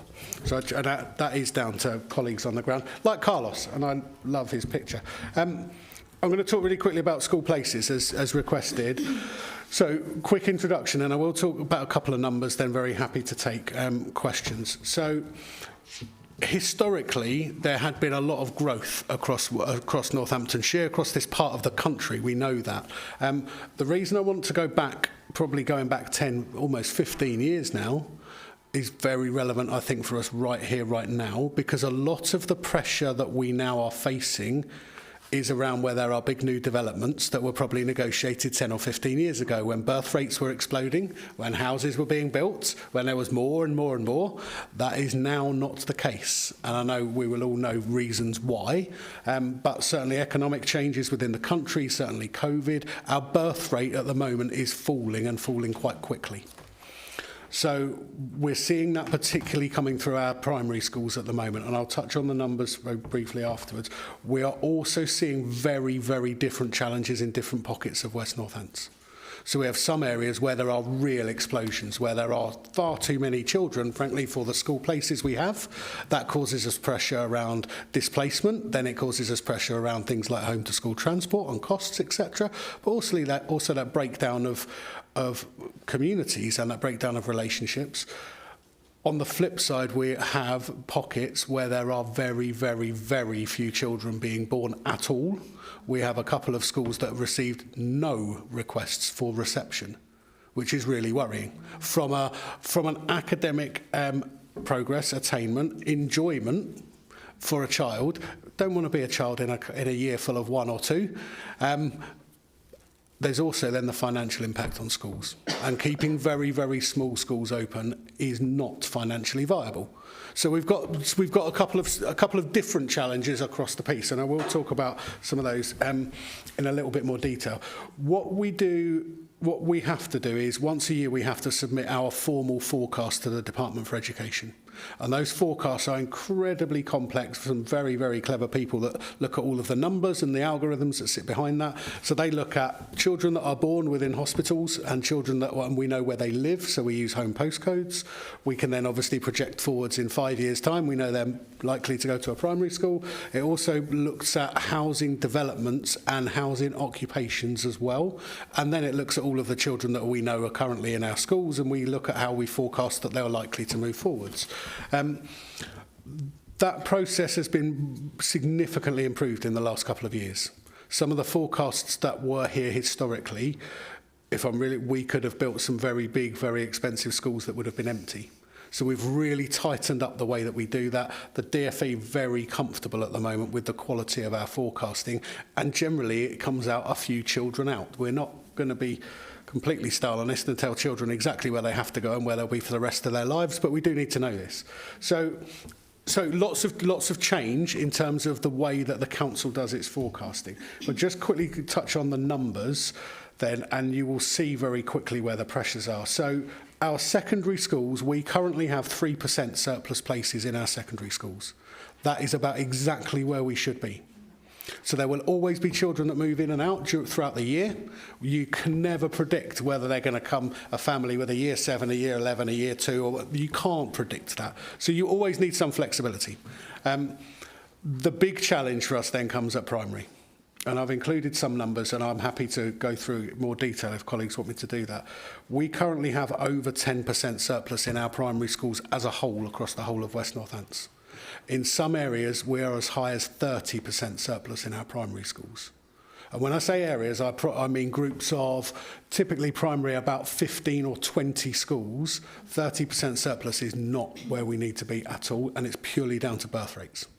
So we are currently working with groups of schools to say, what are we going to do about that? That could bring huge opportunities for us. Think of some of the other challenges we've talked about here around send places, around alternative provision. There are classrooms not being used. How can we repurpose them and do them slightly differently? So we're having all of those conversations now. And it's live, so I can't give you an exact number. One of the biggest concerns I have is, based on the latest data we had when I submitted this report, our reception applications are showing we've got about 25% surplus across the piece. Where that is going to lead to very quickly is schools telling us that they are not financially viable, and they're going to have to be looking at things like redundancies. We don't want to be there at all. So again, we are working with groups of schools to try and prevent that, but I need to flag that those risks are coming. Okay, Ben. Sally, so 2 seconds. Sorry. So I've got a little list of people, and it's actually in order. So Sally, you're to go first, then Pinder, and then Wendy, and myself. Okay, just very, very quickly. have we got schools built in the right places? Because we did have a surplus of schools at one area and not in another, and that was historic. Yeah. So I'm just wondering, have we got enough? And it's blooming cold in here, James. Yeah, we're not warm at all. I think they're trying to freeze us out to shorten the meeting. But I really worry about this because, but as you say, especially the village schools, if we don't get some building out there, we're going to end up with those schools closing because there won't be enough pupils to go there. So there's a lot to look at, isn't there? I appreciate that. Councillor Beardsworth, there is a lot to look at, you're absolutely right. What I am very confident now is that I've got the right people doing those forecasts. I couldn't say that 2 years ago when I arrived because I didn't understand how some of the forecasts had been done. Where we are now is we are now working on the latest information and it is really well done here. And you can see in there, it will be meaningless on its own, but DFE say that our accuracy is 98%. That is fantastic. And it's complex. We're forecasting 50, 60,000 children and where they might or might not be. I'm very, very comfortable with that. So at the moment, I feel comfortable with where we are. Yes, we've got some real challenges coming forwards, but we're working with the right people to address those challenges. So I think the area that I represent in Collingtree, obviously there was a school planned there and a very similar situation happened there where there was surplus places. The question so there's two questions there. The first one is, when we have situations like that, are we working closely with other colleagues across, so for example, like planning, to decide what to do with that space instead to address another need, for example, like GPs and things like that? Pindley, yeah, I know we've talked about that one very specific example. Yes, of course, we're working with planning. One of the bigger challenges, I alluded to it right at the beginning, is when Section 106 funding and when developments are planned 20, 25, 30 years before they're actually going to be used, the world changes, doesn't it? So I think we do need that flexibility in the way that we manage our planning, and our planning colleagues are very, very happy to have those conversations with us at the moment. Okay. So we are clear about where education demand is, where we have provision, where we don't. So if and when there are new schools, it will be very clearly evidence-based. I'm very comfortable with that. Thank you. And the second question was about mapping. So children with SEND needs, for example, do we know where they are, where you can create provision and so on? I mean, it must be a really basic question to you, but I don't know. No, it's not. It's a really good question. It's the right question to ask. And I'm going to answer it in two ways. We know where most of our children are because we know who they are. So we haven't historically, I believe, done a good job of forecasting what that needs to look like from SEND perspective. We are now. The bigger challenge is those children with SEND support. So EHCP's additional needs to a level where we have to put some additional support. SEND support are those children in school that might need a little bit of extra support, but not formally having a plan, having an EHCP. The information about those children only comes from schools. So we only know it as well as our schools tell us, and we do have some concerns around the accuracy and quality of school returns. So we're really trying to push that with schools because we want to know that exact for the reasons that you're leading us to. Yeah. Again, the situation is such a long waiting list to get those assessments done. I'm talking about things that even privately, it's so obviously that wouldn't be accurate, I suppose, from that perspective. So again, the information that we hold, we obviously use that to inform our forecasts. We have about 4% of our children have an EHCP. There's around 12 or 13% have that additional need. We have to get greater consistency and quality of that information from schools, which we are doing. We're supporting schools to do that. Then we have a much fuller picture, don't we? That's what we're trying to do. Yeah, thank you. Obviously, Daventry is mentioned in that report. We did used to have 3 senior schools, and then they closed one and went down to 2. But obviously, our schools weren't good then, so I think we had about 8 or 9 coach loads of children leaving for secondary school, mainly going to Southam. Some got off to Guilsborough, some off to Budbrook, but a big cohort was going off to Southam. I knew what would happen because Southam then got full to capacity and shut its doors, so that meant that all the new ones were had to come back. So we've now got to a position now where there isn't, I think one's oversubscribed and one's at capacity at secondary level. But at primary level, every time there seems to be a new development, it's build a new primary school. And at the school that I'm ambassador of, the primary head has already said to me that she is really fearful. Why are we doing that? Why are we building new primary schools when they are looking at, if it carries on 3 years' time, they won't be viable and they'll be closing. So, so get your point, Pinder. Yeah, looking at future developments, how will you feed into those? So, very similar response to previous. We are now working much more closely with planning colleagues from an education point of view to talk about the demand that we will have. What I won't support personally, and I know my colleagues won't, is building a new school because a developer wants to build a new school. It helps sell houses, we all know that, and I understand why, and let's be honest, the developers largely pay for those. I'm not going to build a school that will be a third full and will impact the next two schools around that will be a third full as well, because frankly that has an impact on children and the quality of their education, let alone money. We will never do that, and we have had instances before, very recently, where we've written back to developers and said, no, we will not support you building that school because we don't need it, frankly. So, and we will continue to do that. The secondary issue, you're right, there's a lot of more houses coming. We will need more secondary provision. So we're looking at the best options and options that we have and the different alternatives we have to create the best education we can, obviously for the lowest cost that we can do it. So we are currently looking at that and working with colleagues across the council and with local schools as well around what secondary education will look like in 10 years' time. And just coming back on that one, does that mean, so say the two in Daventry, obviously I've always said, got plenty of ground, expand then. That's got to be the cheapest option. But then obviously a lot of the schools that are being built, like you say, they're paid for out of development, but obviously an expansion isn't. So then how do we get that funding for those extensions? So, Councillor Randall, you're right, there's a lot of variables in any negotiation around Section 106 or around capital money. Very, very simple to say, and 9 times out of 10 it's right, expand the school because it's much cheaper and it's better. Sometimes that's not the best thing to do. And there is a tipping point in schools, and I know we're not there with the school I think we're talking about. There's a tipping point with secondary schools in particular around size, where you get the right breadth of curriculum. So really, really small secondary schools don't work, because they don't have the ability to offer the whole range of the curriculum, have all the specialist facilities, etc. Once you get above about 2,000 and a bit children, it gets too big to manage. Everything we talked about earlier about that unpersonal feel. So we've got to look at the educational need, not just is it easier to put a building on a field. I know that's not what you're implying, but so we're looking at it all in the rounds. It may well be that expansion's the quickest, easiest, best thing to do. It may well be that we need to think a bit differently. No option is off the table at the moment for us, certainly speaking about Daventry. Ben, it's very encouraging. I mean, I had the privilege of building a number of, not me personally, but being involved with a number of schools that were built sort of 12 years ago. And you're absolutely right.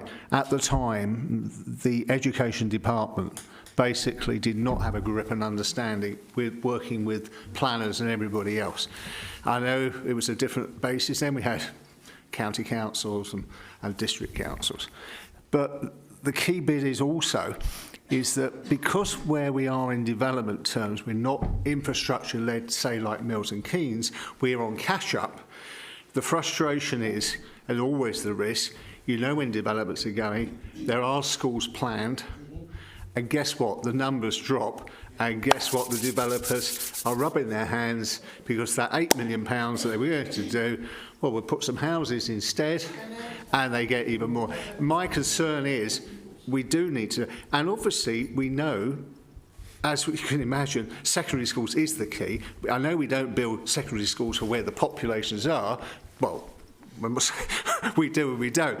But it's absolutely critical. We do have. So I'm encouraged that there is good news coming that you are enjoined up, but this week there was a housing brief where things are all up in the arms. There's an additional 10,000 properties requirement now coming for West Northants Council. We need to make sure that we are at the table 100%, because if we're not, developers will definitely like to play a game, and I'm sorry, if you want to build, you need to pay your money. I mean, there are tricks that really frustrate me. The one that probably annoys most people here is where we're going to have low-cost housing, social housing, affordable housing, whatever it is, and then they come back and say, "Oh, we can't afford to do these. They're not viable." And honestly, I think everybody here has been frustrated over the years. So, you know, all I'm really saying is I'm encouraged, and you're doing a good job.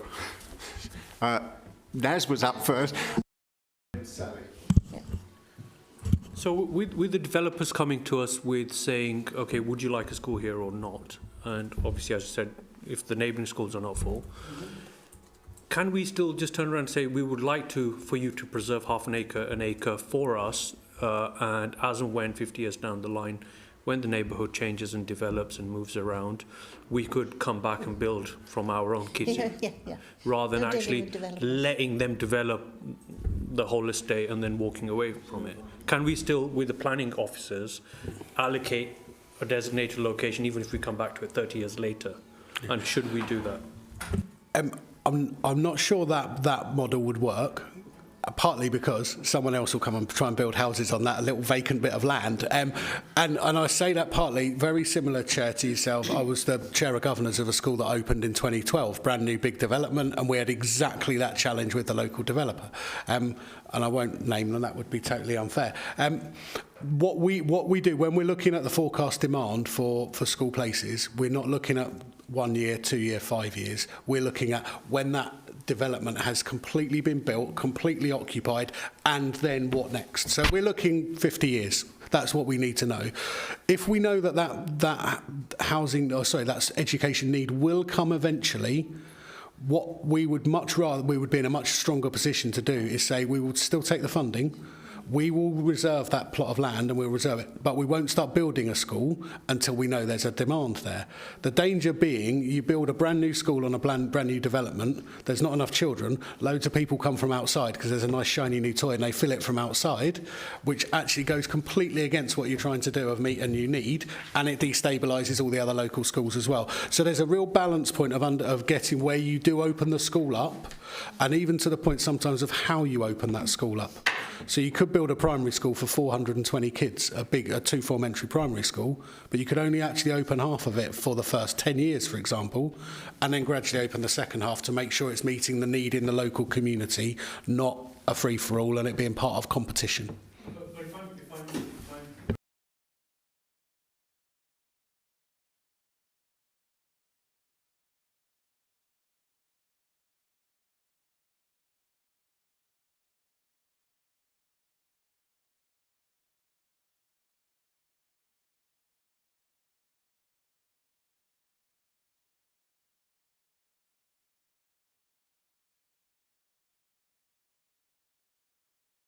But it's earmarked for the next 100 years that if anything's going to be put here, it will be a special school or any kind of school. That's what will go here. That's my question. Okay. I'll come back to one bit of it and then I might have to go and speak to a planning colleague to come back to a little bit more detail. The challenge we have with developers and with Section 106 funding explicitly is we can only get that funding if we can provide an evidence base that there is a need. So if I go to a developer and say you're going to build 1,000 homes, that means I need a two-form entry primary school, prove it. And we have to demonstrate through all the numbers that says these houses will have 2.4 children, etc., etc. If I'm saying that 50, 100 years in advance, those developers will win that argument and we won't get the money. That's the challenge. But so there's always a bit of nuance in the way these things are negotiated.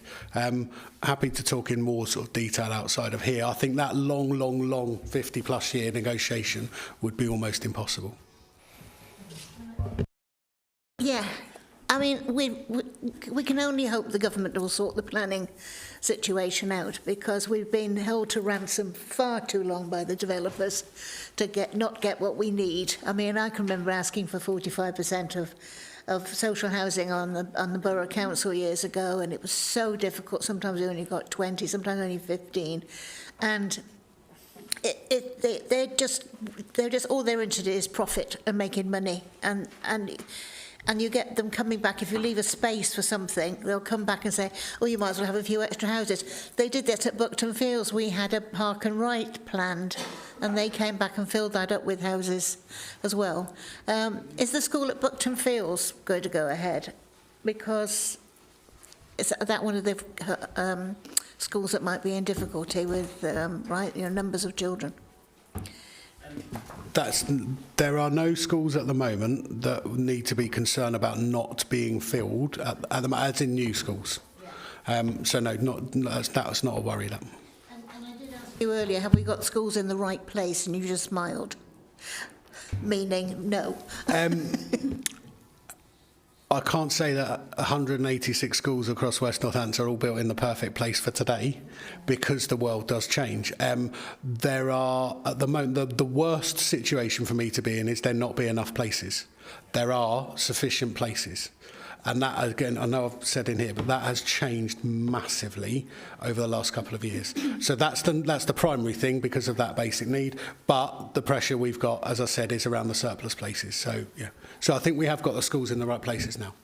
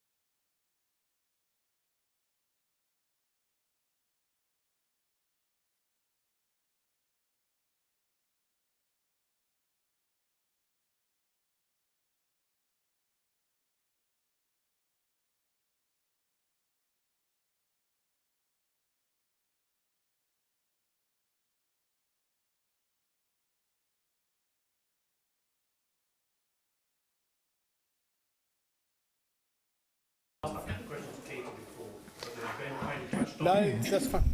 So for primary schools, if they're a maintained primary school, we're involved in that process. So one of my school improvement partners has been part of shortlisting today for an up-and-coming vacancy. However, we have limited powers to become involved with any academy. So maintained primary schools, absolutely, but not academy schools. So are we looking for educational backgrounds or what? Yeah, 100%. Yes, yeah, absolutely. So some of it depends. Sorry. No, sorry, you go. Absolutely, it would be education.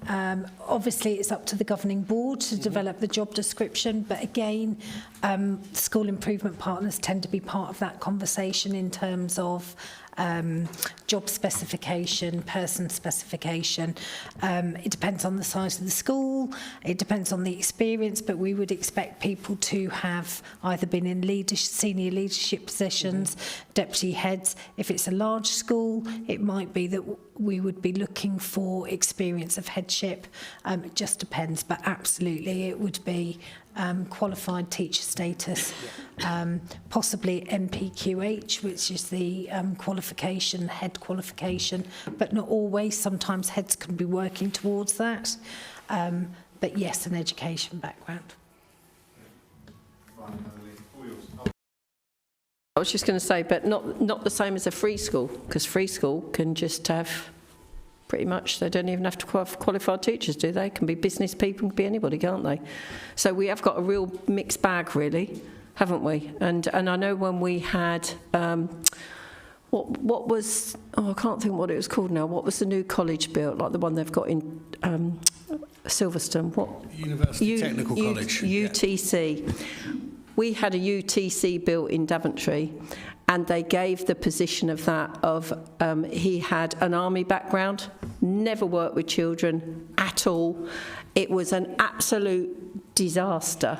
I always think, you know, when you are teaching with children, you need to have somebody from the right background. But it was a disaster. Went bankrupt and got handed over to our secondary school. So that was a good move. And that was the only good move. Right, over to me. I'll just add to what Katie said. I did go out to see Fairfields today and spoke with some of the children, but just to add to what Katie said, we are involved in the recruitment of the assistant head teacher as well, so it's not just head teachers, so just to add that point as well. I feel like I've got the short straw here when it's 5 to 8, but I'm going to do my best. Right, so what we spoke about was really just to give members an update on the Children's Wellbeing and Schools Bill. I don't intend to go through the 4 slides because I hope you agree that it's set out quite simply in terms of what those areas are. Just to give some context, it was introduced, for those of you that aren't aware, to Parliament on December the 17th, 2024. Second reading was January the 8th, and then it completed its Commons Committee stage on the 11th of February. So this isn't law as yet, but I'm relatively confident, as my colleagues are, that this is the way we're going to go. You'll see from the papers that it's really the bill focuses on social care and education, and part 1 is in relation to the reforms to children's social care, and part 2 relates to education within England. And I think if you just look at the headlines, I think it's a really positive way and direction that we're going in. And it's also part of the 24-25 parliamentary session. So I think it's fair to say, when I look through some of the details, we're already starting to do some of that work. Just to give an example, the regional care cooperatives, there was an East Midlands meeting last week where we're already starting to think, how can we actually develop that? So from my perspective, I think it's a really exciting piece of legislation that's really going to help us to go forward. Clearly, there's a connection with the Children's Trust. So myself and Colin and senior managers have spoken in the Trust about how do we introduce this, because it also links into some of the work that we're doing around family help as well. So that was 90 seconds, I think. Not that I was counting. I know I've just given you the high level, but I think it is relatively self-explanatory. And I think, you know, for members going forward, as we start to develop on some of these areas, it's probably worth coming back and giving a further update. I also want to take the opportunity, I'm not sure if you're aware of the recent Children's Trust adoption inspection outcome. So for those of you that aren't aware, it was published on Monday. Previous inspection was good with requires improvement for leadership. It came out as good overall with outstanding for leadership. So I think there was a recognition from Ofsted that actually, or from the inspector I should say, that to go from requires improvement to outstanding in one cycle is very unusual. So I think I just wanted to, so it was excellent, obviously, and lots of work from colleagues in the Trust to get that result. So I just wanted to add that in. But the report is public now, so if you want to look at that. Or I could send it, if I send the link to James, actually, it's probably easier. Yeah. Okay, thank you. Yes, thank you very much. Well, thank you very much indeed for the 3 of you. You've all excellently entertained us with some phenomenal information. I always said this was the one subject that really engaged the members of the committee. And I said to James, it'd be 2 hours. And I've won the bet. But seriously, I think where we go to now is what members want to get further from this. Now, we know it's the last committee, and obviously we don't make suggestions. I'm just wondering whether we can bring back a report. Sorry, Sally. Yeah, totally agree. There's such good news in this that, you know, we're going to have whoever comes back after the election, some of them are going to be new and very inexperienced. And I think even if this report was brought back again, when people came back, and then maybe an update in September, if there's anything to add to it, especially with the legislation coming in, I think that would be great, because people just need to know where we are, so they've got a benchmark to work towards. You know, I mean, I know that it's all good news at the moment, but the idea is we still progress and get better at what we do. Yeah, that's what I mean. That's what I mean. So, and that's nothing derogatory about the service. It's just saying that it's a huge challenge. Sure. And I think unless people have a starting point, they can say this is where we got to, and now in September we'll have another report, and you can then. And that gives them an idea, you know, to ask questions. I think that would be brilliant. James, is it? Thank you, Chair. As Councillor Beardsworth's highlighted, there's an opportunity on this item, as on virtually any item, for scrutiny to revisit and see how a position may have changed. But there is also an opportunity for the committee, as far as it wishes to do so, to make any comment tonight. And I mean, to take the words out of Councillor Beardsworth's mouth, you've heard a lot of good, and it can have some benefit for scrutiny to say that when it identifies it. I mean, scrutiny is often seen as something that's about pursuing areas for improvement, or, to put it more negatively, finding fault. But it's absolutely a valid outcome for scrutiny when it identifies something going well, something that it's satisfied, is confident in, for it to say so. I agree with that, Chair. I think if we put forward that it's moving in the right direction, we're getting very good reports back, and things, you know, the actual relationship you have with the heads has got to be a huge plus, because if you can work together with the people that are supplying education, it's, you know, at one time the academies were very much shut down against local authorities, so I'm really glad that's going on. And all the work that you do, you know, we sometimes criticise, but we want to praise as well. You know what I mean? We know that you've got a lot to do, but I think from what we've heard tonight and what I've read, it seems that things are on the upward trend. So I'm very pleased with the report and what you've achieved so far. Yeah, thank you. I think it's been really useful this evening. Something I'm wondering if it would be worth touching on is SEND and what the issues are, and like that we've spoke about, that it's not always the authority that is stalling. And we're going to have, you know, we will have some new members on this committee, and some of their casework is going to be around SEND. So I think it would be really useful for them to actually understand and, you know, what is the responsibility of the authority, what is the responsibility of, you know, the Integrated Care Board, and, you know, maybe do something around that, so as we have an understanding. It's educating the new people. Sorry. I think the roles, responsibilities, the challenges, what we're doing, the successes, I think an overview of SENDA for the first new committee with new members, I think it would be really, really helpful. So I'm very happy to do that. Thank you. I think, from my point of view, I think it's a really good piece of work. I echo everybody else's comments. I think I'd like to see more information in the future for the committee to look at how the home school educated trend is working out, and we can do some comparative data in there. The other thing I'd like, particularly with regard to new members coming in, it's the provision around CAMS and mental health, and particularly how that dovetails into schools, because I think they're a really key front door for children to access those services. And there is, in my mind, there is likely a very high link to those that end up being home educated, or they don't feel the provision is there through SEN. So I think it all kind of bundles it in together as things that future committees probably ought to look at.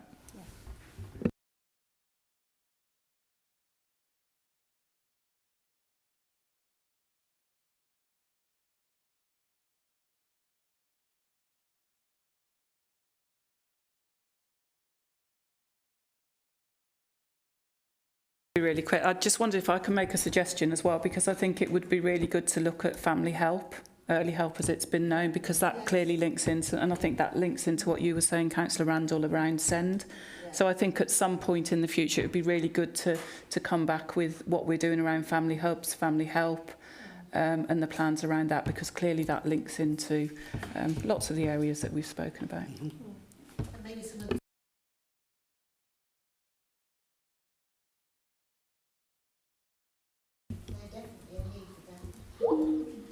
Well, thank you very much.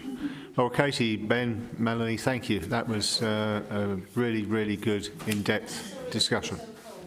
And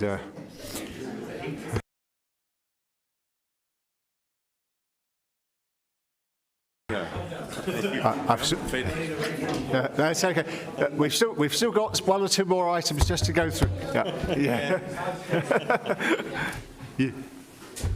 You may go if you wish, officers, but we've still got two items to go. And as you are going, can I just say a big thank you for all the support you've given the committee over the last year.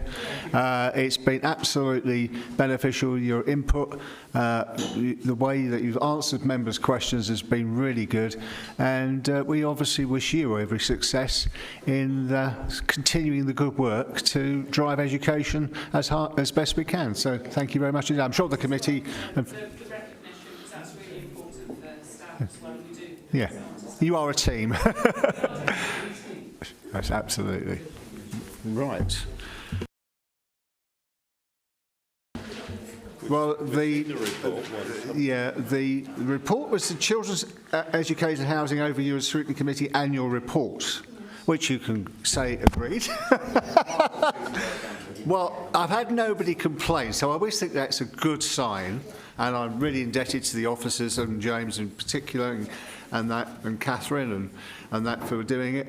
However, there is one provider with the committee's agreement. We've just had a lovely discussion on the item just now, and what we would want to do is incorporate some of that into the report so that it actually is published as the annual report, because it is this committee. I think what we need to do is congratulate the officers for coming along and explaining things so clearly to us. I'm sure you're already doing that. Things are progressing. Yeah. The trouble is that we've been down so long, it seems like up to me, you know what I mean? Right. And I think that they have struggled to get things turned around. Yeah. They have. Well, if you're all happy to agree with that proviso that James makes a suitable thing, which I will obviously check, I mean, that's capturing your points, that's very good. Yeah. We have the work programme now. We did have Katie Moore, which I thought spoke extremely well and engaged everybody, even with a round of applause, which is quite unusual. I think it was very good. I think we need to have... She's obviously going to bring information back to James and the officers.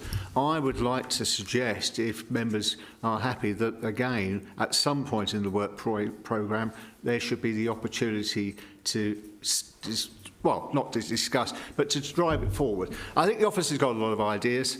I think she's got some good ideas. It's obviously, there are schools already implementing, but as she said, is it a total thing or just a, yeah. Yeah. I think it would be quite a good idea to invite her back to the new committee. Yeah. Because it was very interesting listening to what she had to say, and I think it does mean a lot.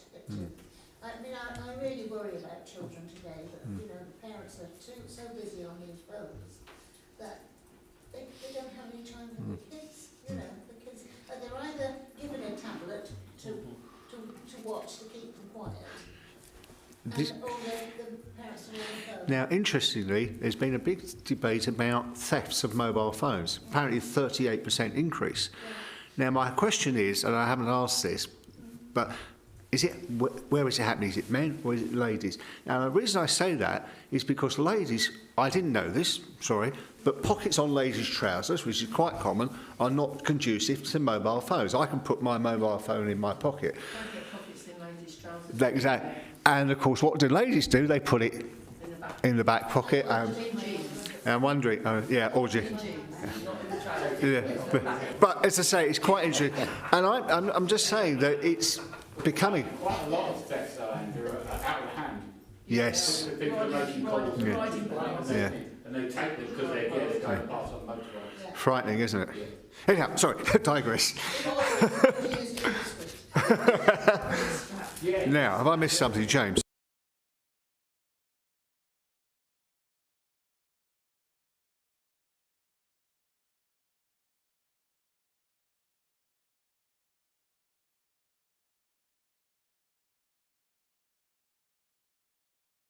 That.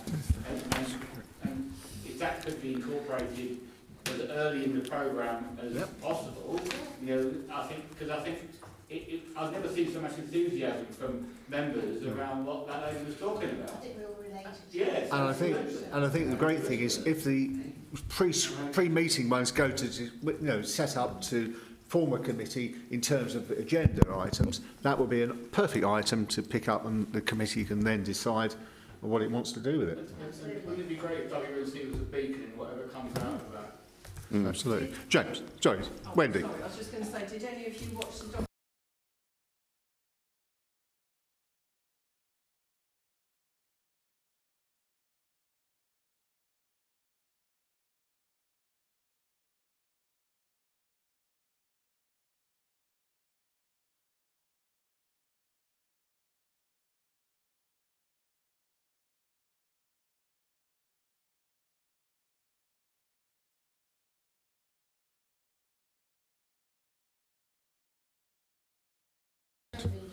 James, all yours. All yours. Yeah. So, silence. it will be for next year's committee to decide what it does. But what you're ensuring tonight is that this potential idea is absolutely fed into that process. And I mean, one of the ways, in my experience, in which scrutiny can be really impactful is if it gets in just as or just ahead of something that becomes a real national issue, and is able to do some good locally on that. So going back into the very different past, working with scrutiny in the early 2000s. Not a piece of work I was involved in directly, but when Scrutiny did a very good piece of work on healthy meals in schools just ahead of that becoming a real national issue, and it was seen as absolutely leading the way, something that was thoroughly worthwhile, and I think made a difference. There are some similarities perhaps on this topic. So, this is, as a result of tonight's meeting and the member of the public's input, there's a real opportunity for this to be fed into consideration at the start of 25-26, and it may well be picked up. Well, if everybody's happy, I can close the meeting at 8:15, we'll say. But can I, before you go, just thank, first of all, James, Ryan and Catherine, who's not here tonight, because unfortunately the way the committee should have been, she would have been, but because it... but thanks to everybody's support, thanks to all of you for engaging, and hopefully we've made some good progress, and we've done it in a very civilised way, which is what scrutiny should be. We can all have political opinions. We haven't had to vote or anything extreme, and I think it's good that we had the basis. We know the committee is going to be part of the new administration, and therefore it's right that Children's Services has its place with housing, which again was quite a change, and hopefully we can make some good news, continue to see some good things there. And for those of you all standing, I wish you every success. Can I just say, Chair, thank you to you as well, because you've actually been very fair and let anybody speak when they wanted to, and you've not quite shut us down. So you've been very, very kind. Well, and we appreciate that. Apologies, I got so engrossed tonight. I was reading and said, oh, right. I just had to remind you. Lovely. Well, thank you very much indeed, and safe journey home. And unfortunately, see you.